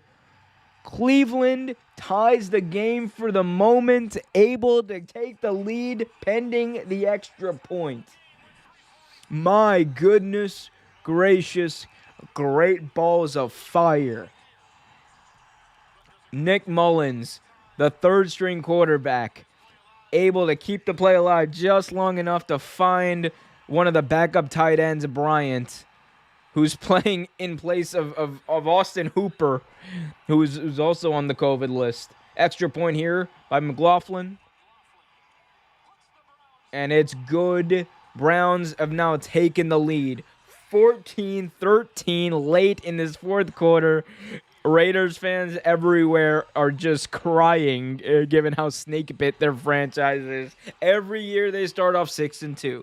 Every year they start off with a really great record. Everyone's crowning them. Everyone's like, oh, the Raiders are going to be in the playoffs. They're going to win the AFC West. They're going to give the Chiefs a run for their money. And you know what it means at the end of the day? Absolutely dog shit. They are they cannot finish a season. You know how people talk about the Atlanta Falcons choking games away? The Raiders choke seasons away. That's how they see. It's a long-term choke with the Raiders. They give their fans hope. They start off 6-2. They start off 6-3. Hell, they'll even give you a 7-4 sometimes. But then, when it comes time to actually finish a season, when it comes time to clinch the playoffs, when it comes time to do all that, no. On some Dikembe Mutombo shiznit, they will not do that. That's not what they do. It's just not what they do. Man, oh man. Raiders fans are just hoping that the Raiders have one more score-worthy drive left in them. Browns fans are hoping that the Browns defense can hold up. And every fan of the AFC North has the Raiders. They're hoping on the Raiders. they're just hoping that the Raiders hold up too. And they know that's probably a terrible hope to hold on to as well, because the Raiders are dog shit. Whenever the big moments arrive, the Raiders say, "Oh, couldn't be me though. Couldn't be me though." That's the Raiders. Big moment arrives. Derek Carr's like, "All right, let's go." Oh my God, my team disappeared. Damn. Guys, do me a favor. hit that like button, subscribe, hit that notification bell so you get notified whenever a new video is released. We are deep. Get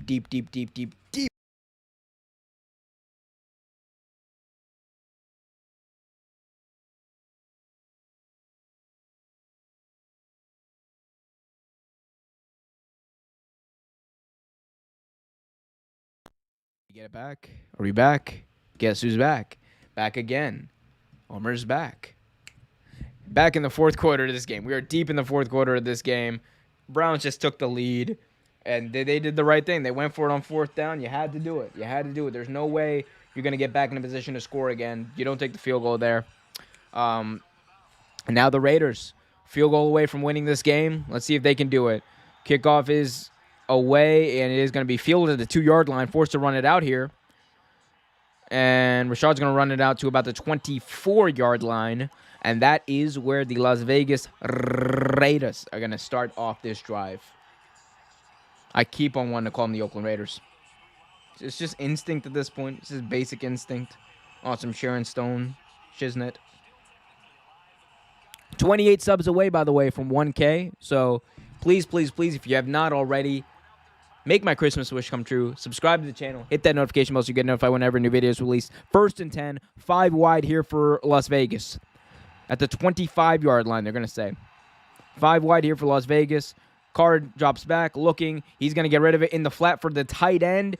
And he's going to make a move and pick up about 6 yards on that play. 3:31 and counting remaining. Remember, if we get to 1,000 subs, we're only 28 subs away. If we get to 1,000 subs before Christmas, you are all going to be gifted on Christmas Day with a stream of me reading this book, the greatest book in the history of mankind, How the Grinch Stole Christmas, in the Anthony Hopkins voice on Christmas Day. What could be better? Down by 1. 2nd and 4 here. Carr gets rid of it. Caught by Zay Jones. 1st down, and he gets out of bounds. 1st down right about the 40-yard line with 2:59 with the clock stopped here. 1st and 10 for the Las Vegas Raiders.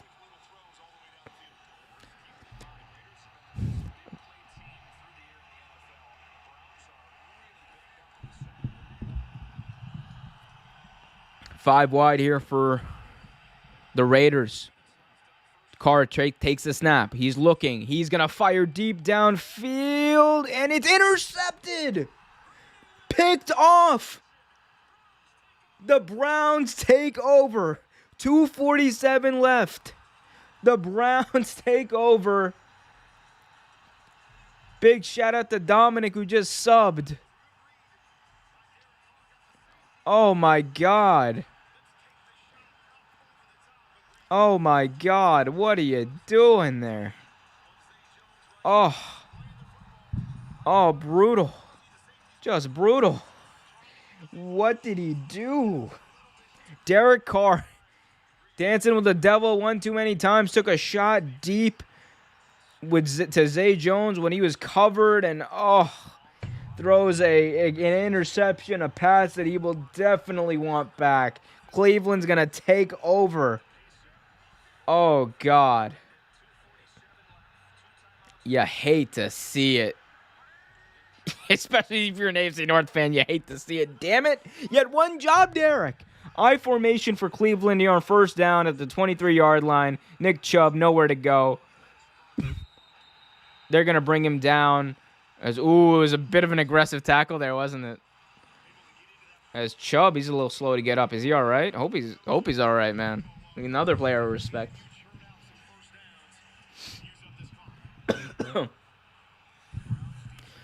And the Raiders going to use their 2nd timeout. They have 1 left, so they'll have another timeout and a 2-minute warning. So it's theoretically possible for them to get the ball back here with definitely under 2 minutes, of course, under 2 minutes remaining. Under 2 minutes remaining, and that's enough time to get down the field into position for a field goal. You got a really good kicker here in Carlson, who's notorious not for missing kicks this year, especially. Although in the past that has been a dubious position for him to be in. Let's see. Let's see what happens. Again, guys, if you have not already, hit that like button, subscribe, and hit that notification bell so you get notified whenever new video is released. 2nd and 8 here.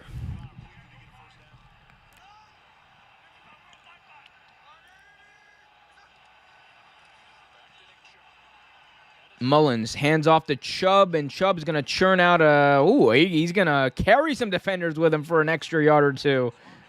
It's going to be 3rd and about 3, 3rd and 4 potentially coming up. They're going to say 3rd and 3. Another timeout, the final timeout, I should say. Final timeout used here by Las Vegas. So they're going to have the 2-minute warning on their side here to stop the clock one more time. But before they do that, they 100% have to stop the Cleveland Browns here on 3rd down. If they don't do that, it's all ogre, as many memers would say. It's all ogre. Or it's basically all ogre from there. And Las Vegas, they need a win. They have to win out to be in the playoffs, to have a chance to be in the playoffs. It's just point blank. 8 losses will not get you in the playoffs. And it doesn't matter if you win out the rest of your games. 8 losses is not getting you in the playoffs in the AFC. You're not going 9-8 and winning and going to the playoff. I formation here for Cleveland. Big time 3rd down. Handoff. Chubb looking for space. Has none. And he is stuffed by Las Vegas. Keep wanting to call him Oakland. And they're going to take it down to the 2-minute warning. They're going to take this down to the 2-minute warning. And Derek Carr definitely has to have a short memory after this one. He's got to remember that this is his team. It's his time. Can he exercise the demons of Raiders past, of definitely seasons past here in Las Vegas? Year after year, they start off 6-3. They start off 6-4. They start off 7-4. Year after year, they disappoint their fans. Can Derek Carr deliver a dub? Can he deliver a dub in the month of December? Let's see. Let's see if he can deliver a dub in the month of December here. C in the chat says, low-key, one of the best new YouTube sports channels. Thank you. Thank you. C in the chat also says, let's go Raiders. C in the chat also says, let's get to 1,000 subs. Thank you, C. Thank you. Fat Boys Fly say Lego Browns. Hey, I'm all about it. I'm all about it. Thank you, C, for your unrelenting support. Yes, hit that like button, subscribe, and hit that notification bell so you get notified whenever a new video is released. We are 24 subs away. 24 subs. That is not Subway sandwiches. Those are not hoagies. Those are literal subscriptions. We are 24 subscribers away from hitting 1,000. Let's get it today. So y'all can get a Christmas stream of me reading The Grinch. Love to see it, don't you? Here we go. Big punt here coming up. 2 minutes left in this game. 4th and 3 here for Cleveland. They're going to punt it back to Las Vegas. And we're going to see if Las Vegas has the ability to put their kicker in position to win. Off the side of his leg, but still manages to be a good punt. Hunter Renfrow fields it, actually. And he's going to try to run around with it. Didn't do much there. So, Raiders are going to start off at the 29-yard line. Carr is 20 of 31, 185 yards, 1 touchdown, 1 interception in this game. All that goes out the window. 1 drive here. Yeah, they need to pick up, I want to say, what? I'd say 25 yards here. They got to pick up, no, not 25. They're going to need at least 30 yards here. You got to get 30 yards here to put your kicker in a position to make a field goal. 1st down, drop. Unable to pull it in is Jacobs. So 2nd and 10 coming up. Guys, hit that like button, subscribe, and hit that notification bell so you get notified whenever a new video is released. Subway sandwiches? Let's see. No, subs, as in subscribers. Subscribe to the channel, people. Here we go. 2nd and 10 coming up here. Carr drops back, looking. Carr fires short to the tight end, and it's going to be a gain of 3, but they're going to have to hurry up and get back to the line here. 3rd down here. 134 and counting. 3rd and 7 coming up here for Las Vegas. Browns might have some confusion here on defense. They're still trying to figure it out. The Browns trying to figure it out, but luckily Las Vegas they're equally as confused as Derek Carr's trying to get the completion off or the snap off, and he has Zay Jones open, complete. First down at the 44-yard line with 1 minute, 7 seconds and counting. Tick, tick, tick, tick, tick. Derek Carr getting set. He's in the gun now. 59 seconds and counting. Gets a snap off with 57 seconds. He's going to dink it off to Jacobs. Jacobs going to get a solid 9 yards out of this as the Browns try to hold him. Out of timeouts, again, are the Las Vegas Raiders. 45 seconds and counting. 2nd and 1. Carr trying to get them set. You're not going to spike the ball here. You're going to spike it maybe at a first down here. Carr is going to be able to get the ball off with 34 seconds. He's going to throw it to a wide open Zay Jones at the 30-yard line in field goal position. Flag is down, though. And it's in the backfield. This could be holding on Las Vegas. And it is holding on Las Vegas.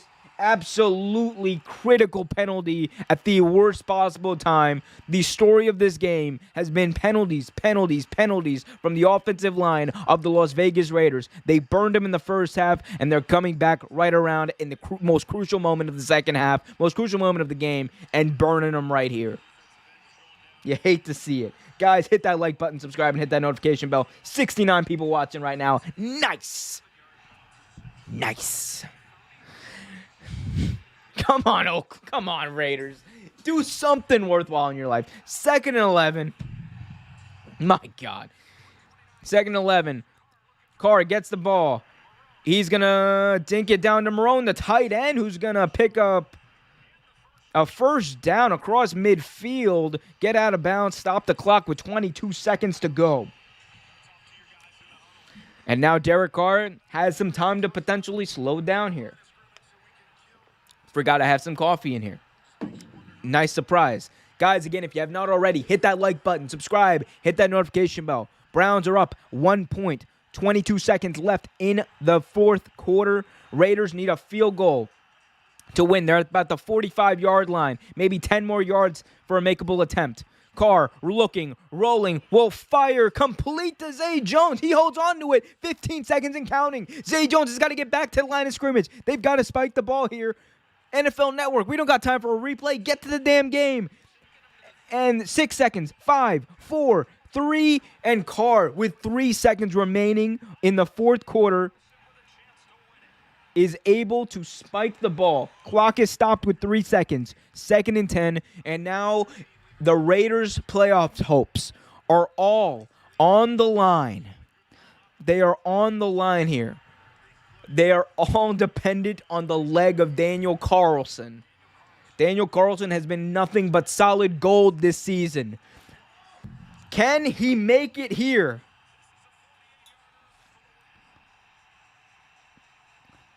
Carlson from 48 yards for the win. And it is good. But the Browns use their first timeout. The Browns use their first timeout. So they iced them. They iced them right there. So the Raiders are going to be forced to kick another field goal here as the tension just builds. Nice job by the special teams coordinator, now interim acting head coach Pfeiffer for the Browns. Let's see here. Now this is all the marbles here. 48 yards. Can Daniel Carlson win this for the Raiders? Come on, Daniel. 48 yards. 3-step start to keep the playoff hopes of the Raiders alive. Can he do it? Snap is good. Hold is down. The kick is up. Right down the middle. And the Raiders stay alive. The Bengals go into first place in the AFC North. And the matchup between the Bengals and the Ravens becomes all the more crucial next Sunday on CBS, I believe. I don't know. But that's what the AFC North is going to be. Both teams, the Raiders and the Browns, go to 7-7. The Raiders win a game in December. Who would have thunk it? My goodness gracious, great gobs of fire for a 16-14 game. This was one hell of an outing, one hell of a football game, one hell of a time. And I got to say, if y'all love this, if y'all like this, it would do me nothing but, I don't even know what it would do me, but it would make me really freaking happy if y'all do me a favor, hit that like button, subscribe, and hit that notification bell so you get notified whenever a new video is released. Dominic in the chat says, who dey? We're going to find out exactly who they really are. You know who they are? A bunch of imposters. We're going to find that out, though. But big love to everybody who showed up today. Again, 69 current viewers. Nice. Guys, if you haven't already, do me a favor. Hit that subscribe button. We are 24 subscribers away from 1,000. The goal was 1,000 by the end of the year. And y'all can make my Christmas wish come true. Just like I said, Daniel Bassler says, just win, baby. Hey, man, maybe Al Davis is totally fine with the move to Las Vegas. But, again, guys, if we get to 1,000 before Christmas, just in the next few days before Christmas, if we get to 1,000, y'all can see me read the greatest book, the greatest piece of literature, period, ever, How the Grinch Stole Christmas, on a live stream right here on this channel on Christmas Day. What could be better from that? Or what could be better than that, I should say. Subscribe to the channel, hit that like button, and hit that notification bell so you get notified whenever new videos are released. Dominic says, love your content. Much love, Dominic. Absolutely blessed to have all these people and everybody out there who subscribed, everyone out there who's liked, everyone out there who's even watched for a second. Absolutely been a pleasure doing this. It's fun. It is fun to watch football, even with strangers on the internet. You love to see it. As my voice is completely dead now. So hit that like button, subscribe, and hit that notification bell so you get notified whenever new videos release. Fat Boys Fly says, just get him there. Get me there. Damn right. Get me there. We're 23 subscribers away now. 23 subscribers away from 1,000. Let's get me there before Christmas Day. We'll probably do another stream at some point. Real Take Wrestle Talk tomorrow night, live right here on the YouTube channel. For all the wrestling fans out there, we got Real Take Wrestle Talk, so tune into that. Real Take Sports Talk on Wednesday nights. We're going to be talking about all the games of the NFL, all the big stories in the NFL, all the big stories in the NBA, some potential league closures that might have been talked about in the NBA. We'll get to all that. And then we got football, Christmas. And again, if we get to 1,000, which we are 23 away from the Grinch on Christmas, I don't know. Y'all tell me. Subscribe. Hit that notification bell. Hit that like button. Stay safe. Have a happy holidays. If you're celebrating Christmas, Merry Christmas. If you're celebrating anything else, happy holidays. If you're not celebrating anything, you're just taking time off of work, putting your feet up, enjoy that. Treat yourself. Watch a movie. Feel good. Live in the moment. And always, as always, keep it real. We'll see you next time.